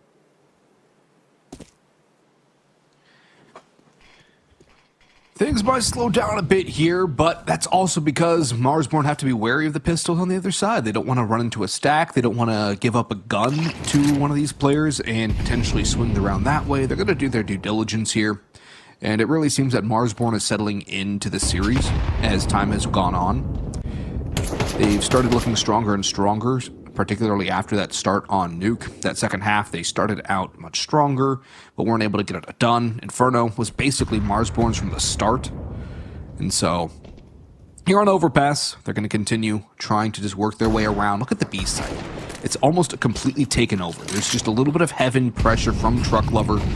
Marsborne are going to drop their utility, go on through. Viz is on the long rotation. He's going to circumnavigate with a couple of players going con. There is help from Wolfie there to try and shut that down. Wolfie, though, gets nothing. Viz might have to activate sooner rather than later as Grizz gets popped by Cooper. No armor glass, or he does have a vest now, but still that Scout saved over is going to do so much. Now Viz, though, in heaven, walks into 60, doubles down over on short, shutting out Hyza or Truck Lover and Flom, rather. With Cooper and Pone alone, the last 2 standing. Cooper looking for exits here as time has gone too far. 60 going to shuffle the guns onto the site, making them unrecoverable. Heads up play there from him.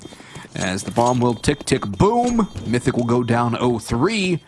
But they at least draw some blood in that round and make it a little bit more competitive. And Flom, or Pone rather, will get at least one on this long engagement. An AK and another kill. Nice headshot from the 30-year-old talent, as he so noticeably calls himself. Yeah, no, I mean, look, good job by Pone alone at the very least to get a gun upgrade and get some frags on the board. A lot of extra money earned in the tail end of that round, but they need to actually get a victory on the board soon here. Otherwise, it's going to look a lot like Inferno for the side of Mythic. 3 A1S is the AK and the Scout. Cooper still wants to get that AWP out. We'll have to wait at least one more round for that. They're hoping that a round victory can come through here. Truck Lover under a lot of pressure. Only gets one. Immediately traded by Grizz. Heiza gone as well.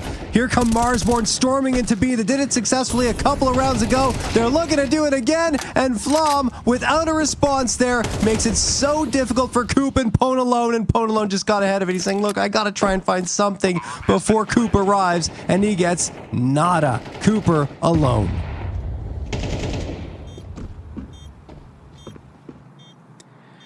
Well, Cooper might go for an exit here. It's about all he can hope for now. Will he get lucky with one? That is the better question. Yeah, it's actually an op as well, which bounces forward, which allows Cooper, or Sixy rather, to try and take him out. What a shot on of his, though.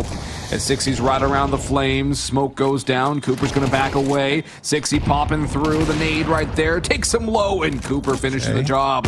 Last man round the corner. Grizz will not allow the op to be saved, and he should be far enough away to keep that op in hand as well. Nobody wants those CT incendiaries, so I'd want that as far away from me as possible too. Things are practically useless in some scenarios.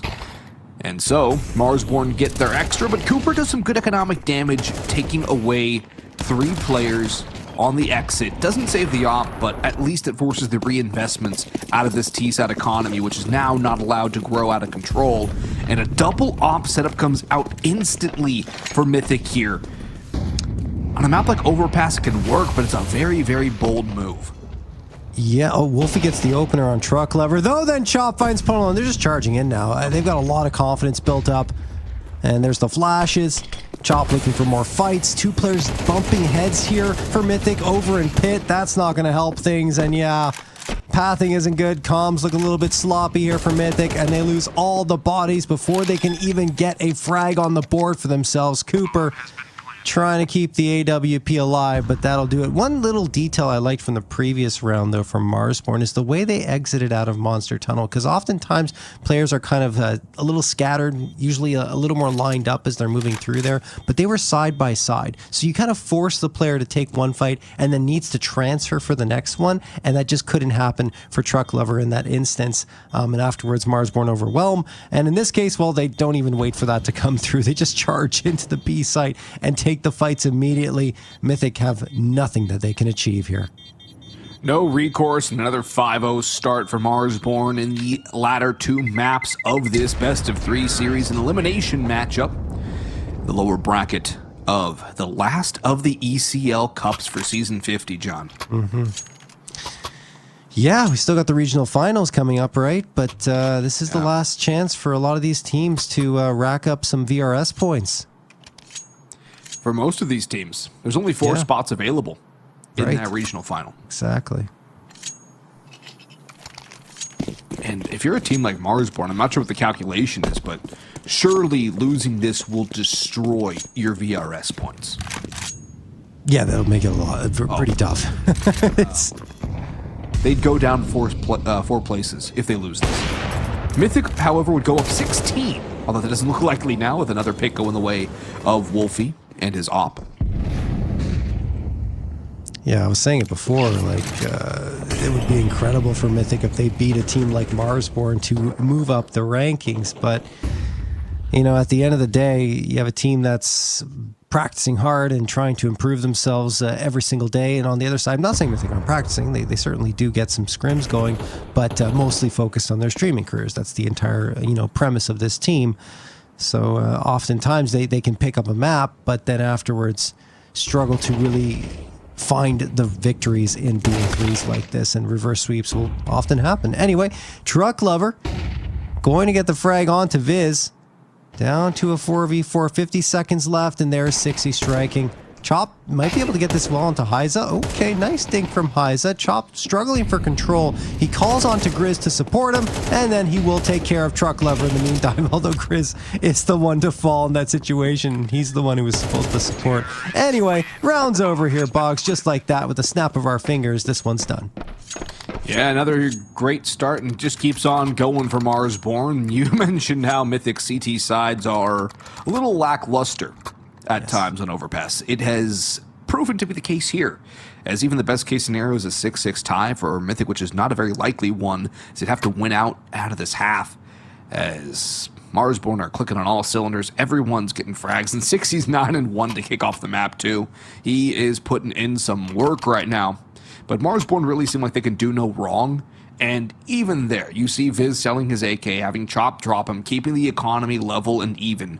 That's a high IQ Counter-Strike play, team Counter-Strike play, and a nice touch to see there. Despite them on a steamroll path forward, they're still doing the little things right. And that's a good sign for the mental focus of this team, giving Mythic also the proper respect that a team of, say, guys like Flom and Pone Lone, who have been around, and Cooper too for that matter, who have been around for so long, deserve. No, absolutely. You can't disrespect them. Like, you have to play some solid Counter-Strike in order to take care of business, and that's what they're doing right now. Looking at 60 in particular, he is 0.11 above his average rating on Overpass, sitting at 1.25 rating with a plus 1.48 swing percentage and a 22.1% multi-kill percentage. That's 22.1% of the rounds he's getting a multi-kill, and that hasn't really changed here. Once more on Overpass. Chop, opener onto Cooper. This is a gun round for Mythic, and that first engagement didn't really make it look like it because 60 throws a perfect flash to set up Chop. The flash assists have been so well done for Marsborne as well. Viz with a critical one on Inferno to help Wolfie out when he was stranded out in the open on lane. And now Chop's going to get peeked into by a couple of Mythic players, only able to get one out of the fight, but Wolfie there with the op over on the other side. Flom doubles up, though, and that's the bomb found in sewers, and this is becoming a stinky situation for Marsborne now. Wolfie, he might just get the shadow, though, and he sees the shoulder. Truck removed, towed away, and Flom, 18 HP, has to back away from the bomb and let the fear of what could be last long enough. This is going to get caught, but Grizz is watching the angle. And that's some good team play again. Marsborne checking every box off, dotting every I, crossing every T. Fantastic work from this team again. Yeah, it's such a clean opening duel, and even Wolfie waiting for the peek sees the shadow and takes care of it on the shoulder peek. 7-0 for Marsborne. Mythic have 3 MP9s and 2 Deagles. They're going to hope that's going to be enough. It is a half investment for them, so they'll still have a full buy in the next. Nade from Chop doesn't really hit the mark because no one's really there on the other end, and Mythic are getting aggressive. They want to take a fight here. 60's waiting for it, and in fact hoping for it. In the end, Mythic just throw the smoke and don't push any further forward.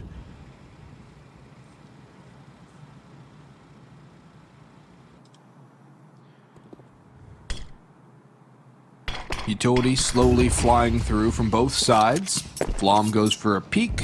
He'll back away. Tentative pressure. Right now, the MP9's a very dangerous force to go up against, and Mars won't have to be leery of this possibility. The jump spot is seen by Viz, and he'll continue to move on forward. The bomb's not been spotted, though. That does give Marsborne a little bit of sleight of hand to work with. But the boost, oh, Flom pops over, 60 doesn't see him, out they go, the boost has to fall, it doesn't capitalize on its spot, and Grizz sprays down, but he won't get the bullets to connect. Finally, kills come through, 62, Chop with 1, Grizz finally tallies, as he has an assist and kill trade with 60, leaving Cooper in a 1 versus 5, alone in connector. With nothing to connect the dots in this round. He has armor, an MP9, with some nice stickers I might add, but there's nothing he can do to win it. And that's the problem here. Mythic are getting steamrolled on every entry. Yep. Truly. It felt like we watched a gradual progression from Marsborne in this series, right? In the first map, they kind of got stalled out in first gear, and then in Inferno, they gradually moved their way into the second gear, and right now, they are charging forward. Third gear has been hit, and they cannot seemingly be stopped. Mythic, unable to win a CT-sided round here on Overpass in the first 8 rounds. That is almost unheard of. But they're going to try and do it again here. They will have the guns out. I believe 4 A1Ss. Maybe the AWP will come into play. But look at this. Just so clean. I mean, they don't really look fussed at all. No, it's just business as usual right now for Marsborne. Not quite going through the motions, but everything is so smooth. It's a well-oiled machine, and it took them a while to get started, but this is exactly what the Marsborne staff and coaching staff are going to want to see from their team. And, well, Chop gets the opener. Flom's had some good peaks onto Chop over on Con, or short, but it's just not enough overall. Cooper gets 1 for 1. This actually might be the best chance Mythic's had of the round. Yeah, no, I agree. Molotov's going to get tossed out here. The problem is that they lose A so decisively here that I don't know if they'll be able to recover. And you see Pone alone coming right into the angle. I mean, just thunder stomping along. So Wolfie gets the easy pick. Flom and Heiza cycling in from Bank and Dumpster. This is going to be difficult for them. Bit of spam. Heiza boosts himself up. Looking for visibility over the smoke. Sixy aware of that, sees how that was tossed, so he knows that Heiza was likely in that corner. No longer there, but the smoke fades. Flom's gone. So is Heiza. 9-0 for Marsborne now. Thunder stomping is the best way I think I've conceptualized putting it, so I'm going to go with that. It's a thunder stomp. Just boom, boom, marching along to the steady beat of their drum. And Mythic's economy shattered again. 5-7, Deagle on 2, M4 on Cooper, no helmets, utility is all but non-existent. And where's the first duel going to come from this time? That's where it all really starts to downward spiral for Mythic. I don't know if they've even gotten a first pick in this entire map yet. I think they've had one. Maybe. Maybe. It's been rough. No question. I don't know. Pone might actually have a chance here, but does he get cleared properly? It doesn't matter. He gets a quick headshot, and he might just get more. No, Biz is there for the trade, and Chop adds one onto Heiza. So right as soon as Mythic get an advantage, it collapses into a double man up for Marsborne instead. Nice trade by Truck, though. That's a great eagle shot. He's had a few of those. Yeah, not too bad. Ooh, trying to get another one here, and that's going to... Oh, he actually does. Oh, no. He hits 2 more! Jumping Tech 9 required from Wolf. He gets the spot on the Coop, throws the Molotov down to make him safe to plant this bomb. Cooper can't walk past that. There's the smoke as well. Now, where does Wolfie post up? I don't think he wanted to fall off there. He looked a little bit frustrated with himself, so he shakes it off. And now going to heaven, I think it will be okay. Yeah, so it should be planted for him. He should be very comfortable in that spot. I like how he's not over-facing, though. He's just jiggle-peeking this because it is planted for him. Oh, what a shot! Wow, I thought he missed that. I did too. That's a quick scope. The only reason we know it's not a quick scope is because the icons, or no scope, is because the icon's not there. Yeah. That was incredible. Beautiful stuff. And, well, they get close to Mythic, and an opener is what leads to that, but 10-0 for Marsborne on their T side, and those CT side stats, unfortunately for Mythic, are not going to get any better after this one. Likely going to go down decent amount more. Either way, you know, they're not thinking about that. They just need to get something on the board here, and Cooper is waited for by Wolfie, who drops him the second he shows face. Pone alone on the other side does manage to get a response, but still, I mean, we've seen Marsborne not phased at all, everything going their way, even when it feels like things are close. They find a way to crack through, and now they're going to make a rotation back to A. Mythic may not realize this in time. We'll see. Yeah, Truck Lover needs to be careful. Okay. Oh, maybe it was Viz who needed to be careful, huh? Yeah, maybe. Grizz in the open too, caught by Flom. Is this the round for Mythic? Is this their first? And might just be as Wolfie's alone in a 1 versus 4, who would need to be an ace clutch with the op. But on a map like Overpass, it is doable. First one given. Truck swings, that's info. Pone alone on the angle, smoke down for Wolfie, but Pone spots him just the edge of his pouch. And that's a little unlucky for Wolfie. But for Mythic, they finally get a round on the board. It is a long time coming, a hard-fought round. And when you look at the broad scope of things, the big picture, it still doesn't make much of a difference in the overall look to Mythic's chances, which are very, very small. Yeah, they got their round. You're hearing typing. I'm sure these two teams are egging each other on and having fun with this one.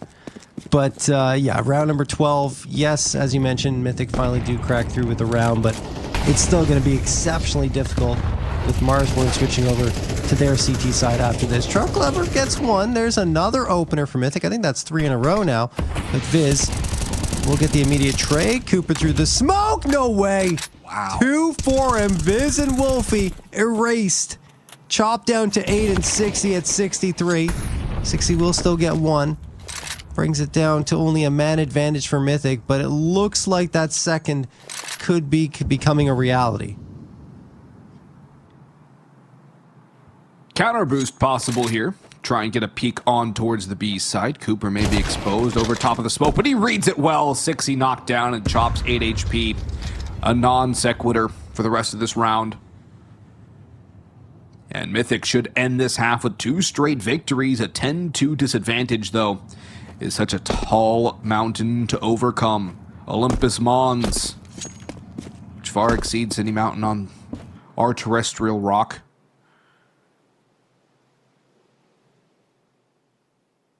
But if they could do it, that would be beyond incredible. Marsborne, though, I don't think are prone to letting that happen. And for Chop, I just want to go stop delaying the inevitable and get us on to the second half.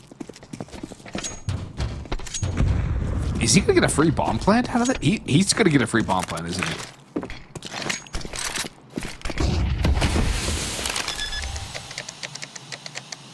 Bomb has been planted.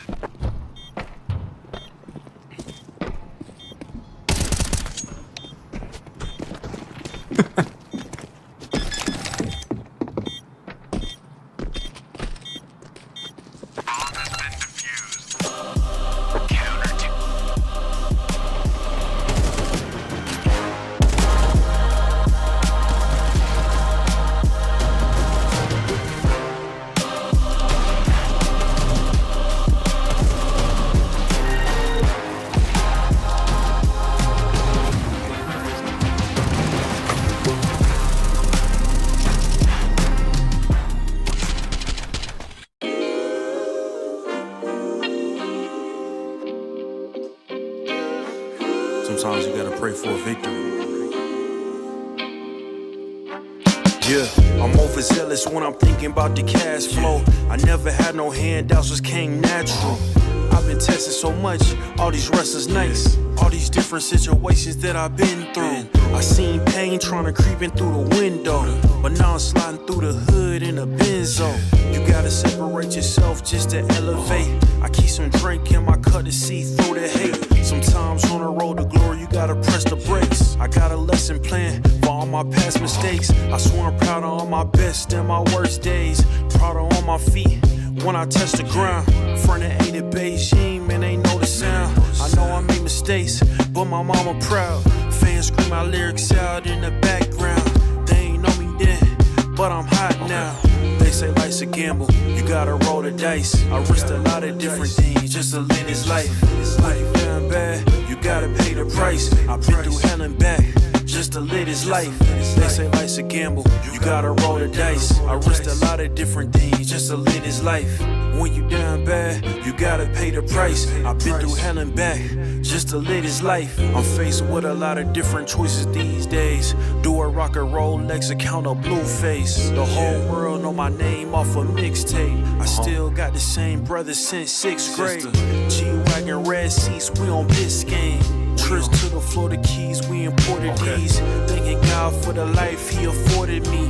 All this jewelry on my body, I could like the hood. I need a brown skinned chick just like Megan Good. Holding up every promise that I ever made. Music in the background, it's a serenade. Been rapping 10 years, boy, this ain't a phase. I paid dues, paid rent, and I stayed the same. I had teardrops running down my face. I've been through a lot, I had real pain. But thank God, cause we really on a better days. They say life's a gamble, you gotta roll the dice. I risked a lot of different things just to live this life. When you down bad, you gotta pay the price. I've been through hell and back just to live this life. They say life's a gamble, you gotta roll the dice. I risked a lot of different things just to live this life. When you down bad, you gotta pay the price. I've been through hell and back just to live this life. What's a life without sacrifice? Sometimes you gotta thank God and just roll the dice.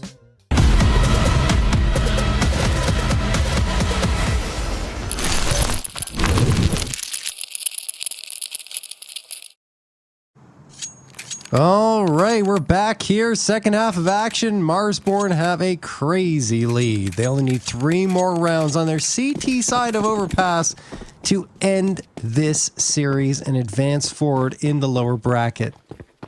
Let's see if they can do it. Mythic will need a crazy resurgence. They'll have to start here in the pistol.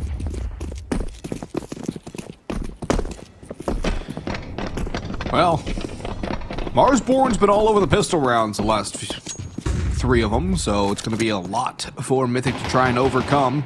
Chop in the pit, lines up the first headshot, peeks a second, and takes another one down. Goes for 3, it's 60 to get it. But the pistols are clicking. Owen Alone and Flom, though, bringing this to a winnable 3 versus 2, still favoring Marsborne. Grizz and 60 in the pit is the key part of this defense, and Owen Alone destroys him. Grizz now drops into that same position. The bomb not yet down. They can't really afford to go for the plant yet, Mythic, as they have to clean up the players they know are on site. But both Viz and Grizz are up the bridge. Viz with one more. It's up to Flom, and he goes down. It's Grizz around the corner, and Marsborne 2 away from eliminating Mythic in this final of the ECL Season 50 Cups. I actually really loved the way they played that, right? They faked that they were going back into the pit, and Mythic bite it, hook, line, and sinker, move into pit, and as they go up there, they're down there, I should say, they realize, uh-oh, Marsborne are on the other side towards the bomb site, and they've got the high ground now. So very well done from Marsborne to find themselves in 11th, and Mythic do not secure the pistol round that they so desperately needed. Now it'll be down to a 4 spy here. Nade's going to sail in. That's going to do a lot of damage. Yup, here come the bullets. And oh, no frags for Grizz, but 3 players down to half health. Should be easy cleans for the rest of Marsborne if they can connect the shots. And so far, no dice. Flom charging through. Great flashbang toss, but Viz has somehow slipped past it. Truck Lover before that did take down another piece. So a 3v2 advantage for Mythic here in the post plant. Viz and Wolfie, their time to shine, and Viz will not be able to answer the call. Wolfie, the last one available, grabs a smoke and may just bide his time and throw that smoke onto the bomb for a late defusal, or just save the FAMAS, which feels like that's the call he's making. Well, he might not even be allowed to save, as he's being hounded on by 2 different angles, and it will be Pone Alone coming through the side one. That will take him down. Wolfie only able to get 1 for his trouble, although Flom does fall as well to the bomb. It's all a little bit of semantics here and there, a little bit of, oh yeah, he got more economic damage. Mythic can't afford to lose a round. So economic damage is out the window entirely. They have to get this, they have 1 round for margin for error. They're down by 8 now.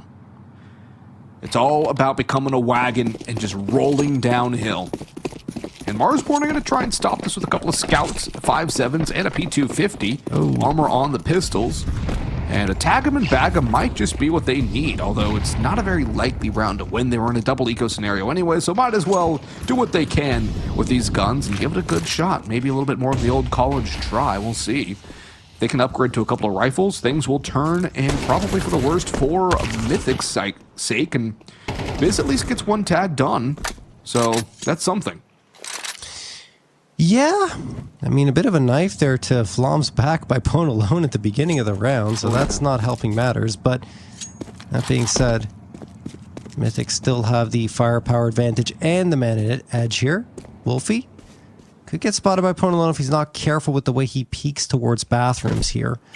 He's going to back off. Reinforcements have arrived. Marsborne got the pieces here. Cooper spots out Grizz going to dice, and well, he'll take care of Chop as well. This should be a relatively clean round for Mythic as they move in, but Wolfie gets 1. A second from Grizz, but they're just not able to keep the bodies up at this stage, and it'll only be 60 available, and he eventually falls by the wayside too. Mythic stringing a little bit together here after winning the 4 spy and now the follow-up.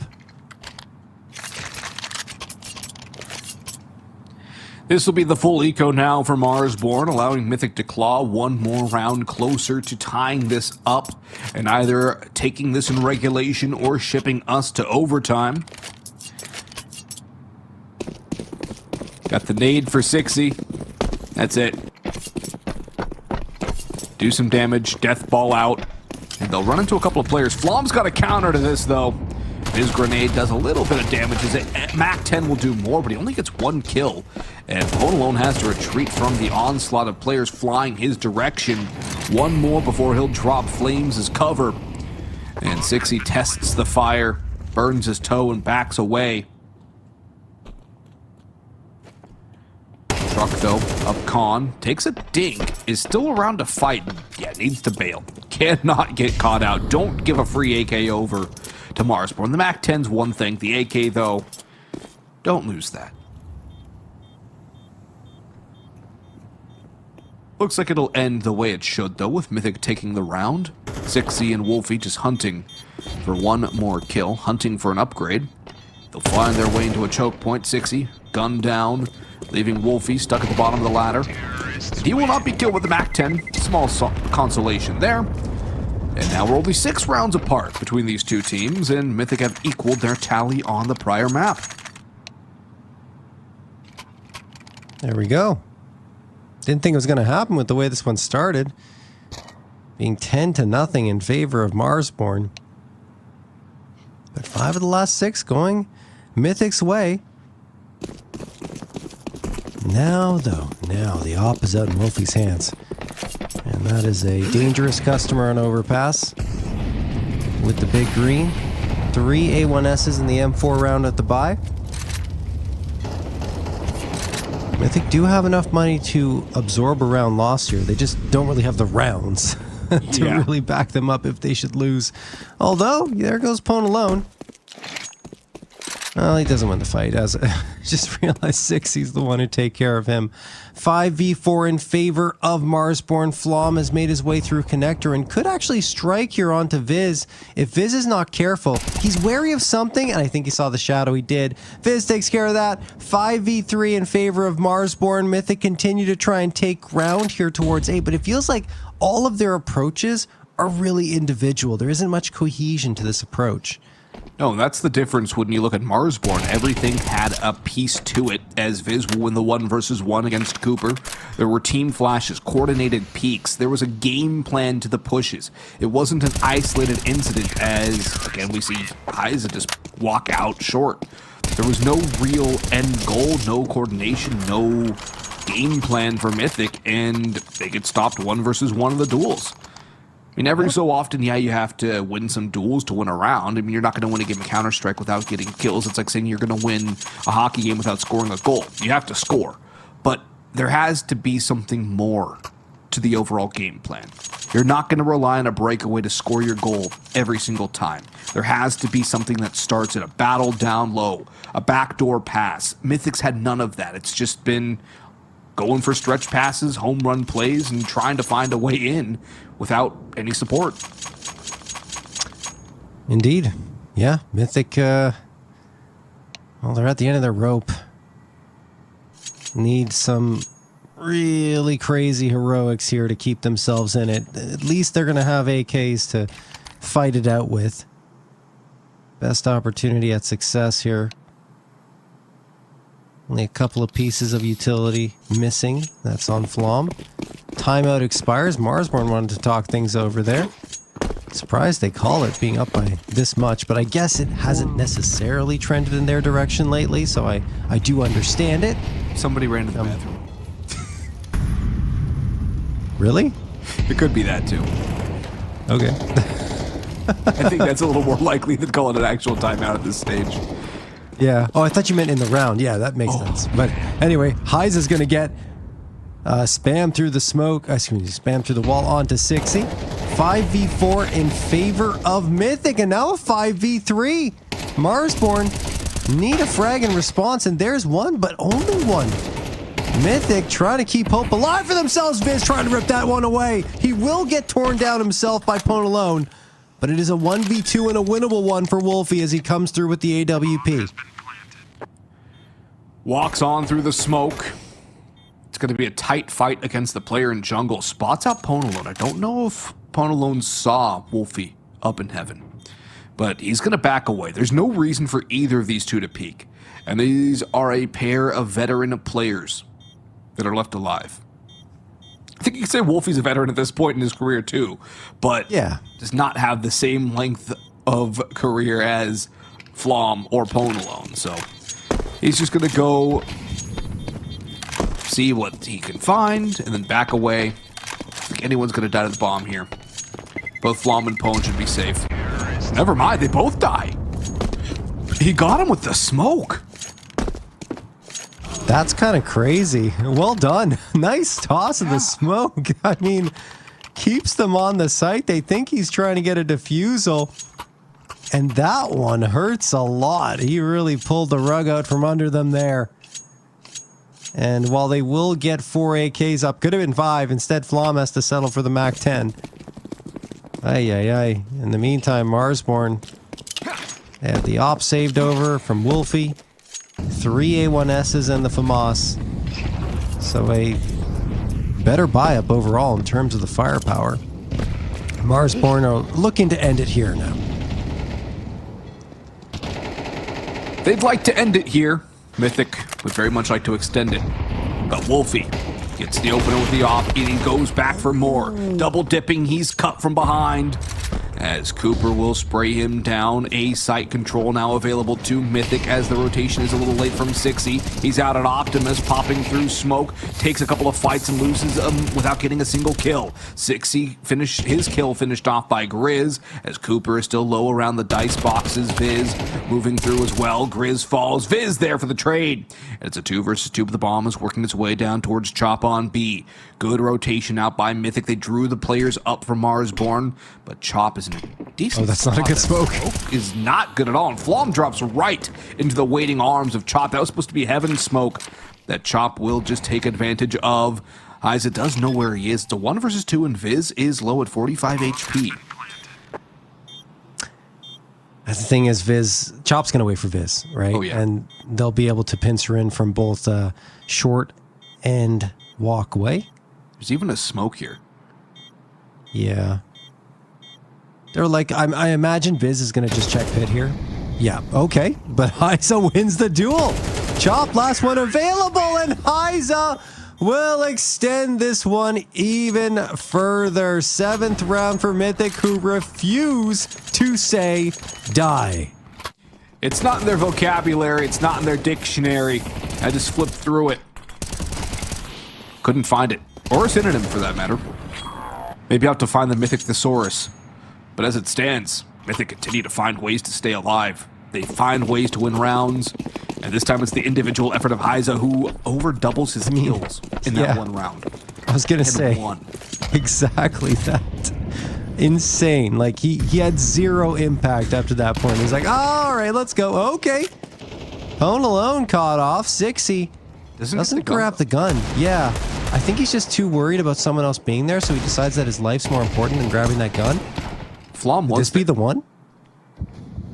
Well, Grizz is going to get the gun as Cooper gets cut down by Chop. A couple 2 taps to the P250. And Grizz now takes the AK and beheads Isa. This might be it. This might be the round that dispels the Mythic magic in this cup. Oh, man. I can't believe it. That would be something. There's no way Truck's ready for the gun either. Grizz got the spam! It's all up to Truck, and he's caught by Grizz! It's Marsborne who take it on the pistol round. The half investment. And of all the rounds to lose for Mythic, that one has to sting the most. Definitely. And I mean, you know, especially after getting that clutch from Heiser, you're like, okay, finally Heiser has been able to activate. We have an advantage. They're not going to have the greatest of buy-ups. And then Marsborne are indeed able to take care of business with just the pistols available. Grizz doing some phenomenal work. And you saw there, you know, looking back to Nuke, what led to Mythic taking that map and giving them a chance at, you know, finding this series. But Inferno was exceptionally clean from Marsborne, especially towards the end. I mean, mean, there were some struggles. You know, you said it, not exactly a perfect map, but towards the end felt like it was leading into what Overpass became, which was a complete blowout at the beginning of it before Mythic made that little resurgence, but at the end of it, it's too tall of a hill for them to overcome. Yeah, Marsborne, they did their job once they woke up from their stupor and their slumber. They got back into business. They played a good game of Team Counter-Strike. Things fell apart a little bit on the tail end of Overpass. You can see them get a little more disjointed, a little more individualistic, not as focused on the game. But they move on. They'll play Boss tomorrow in the lower bracket semi, or lower final. Or is it tomorrow? No, I think tomorrow's Skin Rave. Let's see. Possibly. Let's check that. It will be tomorrow, the Boss versus Marsborne game in the lower final. So another elimination matchup, another pretty top tier matchup in the cup. We've had some great lower bracket games throughout all of these cups. This is just another one of those. And for Marsborne, they'll definitely have to fix things because Boss will not be as lenient as Mythic was.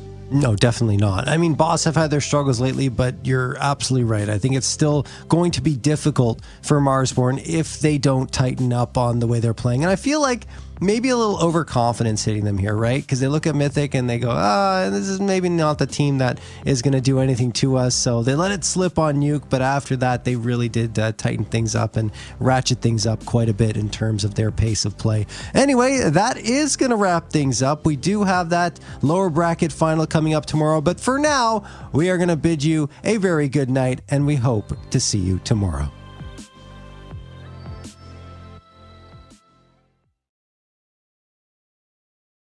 ESL presents ESL Challenger League in partnership with Intel, Acer Predator, DHL, and Qiddiya. It starts with a dream, with a team you barely know, in an amateur official that feels like the grand final, where practice becomes progress, and every loss feels like a lesson. When will your journey begin? Here's to the challengers, the ones who don't just settle for decent elo, but hunger for something more.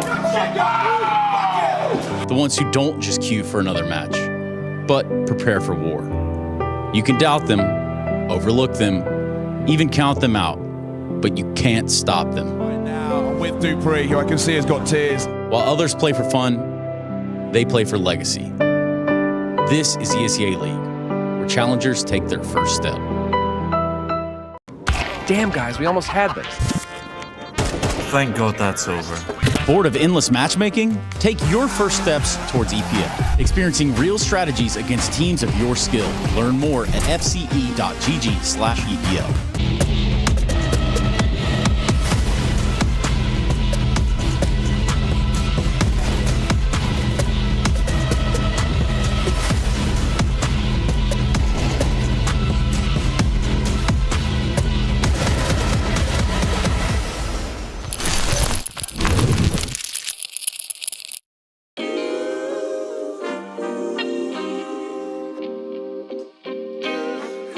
Sometimes you gotta pray for a victory.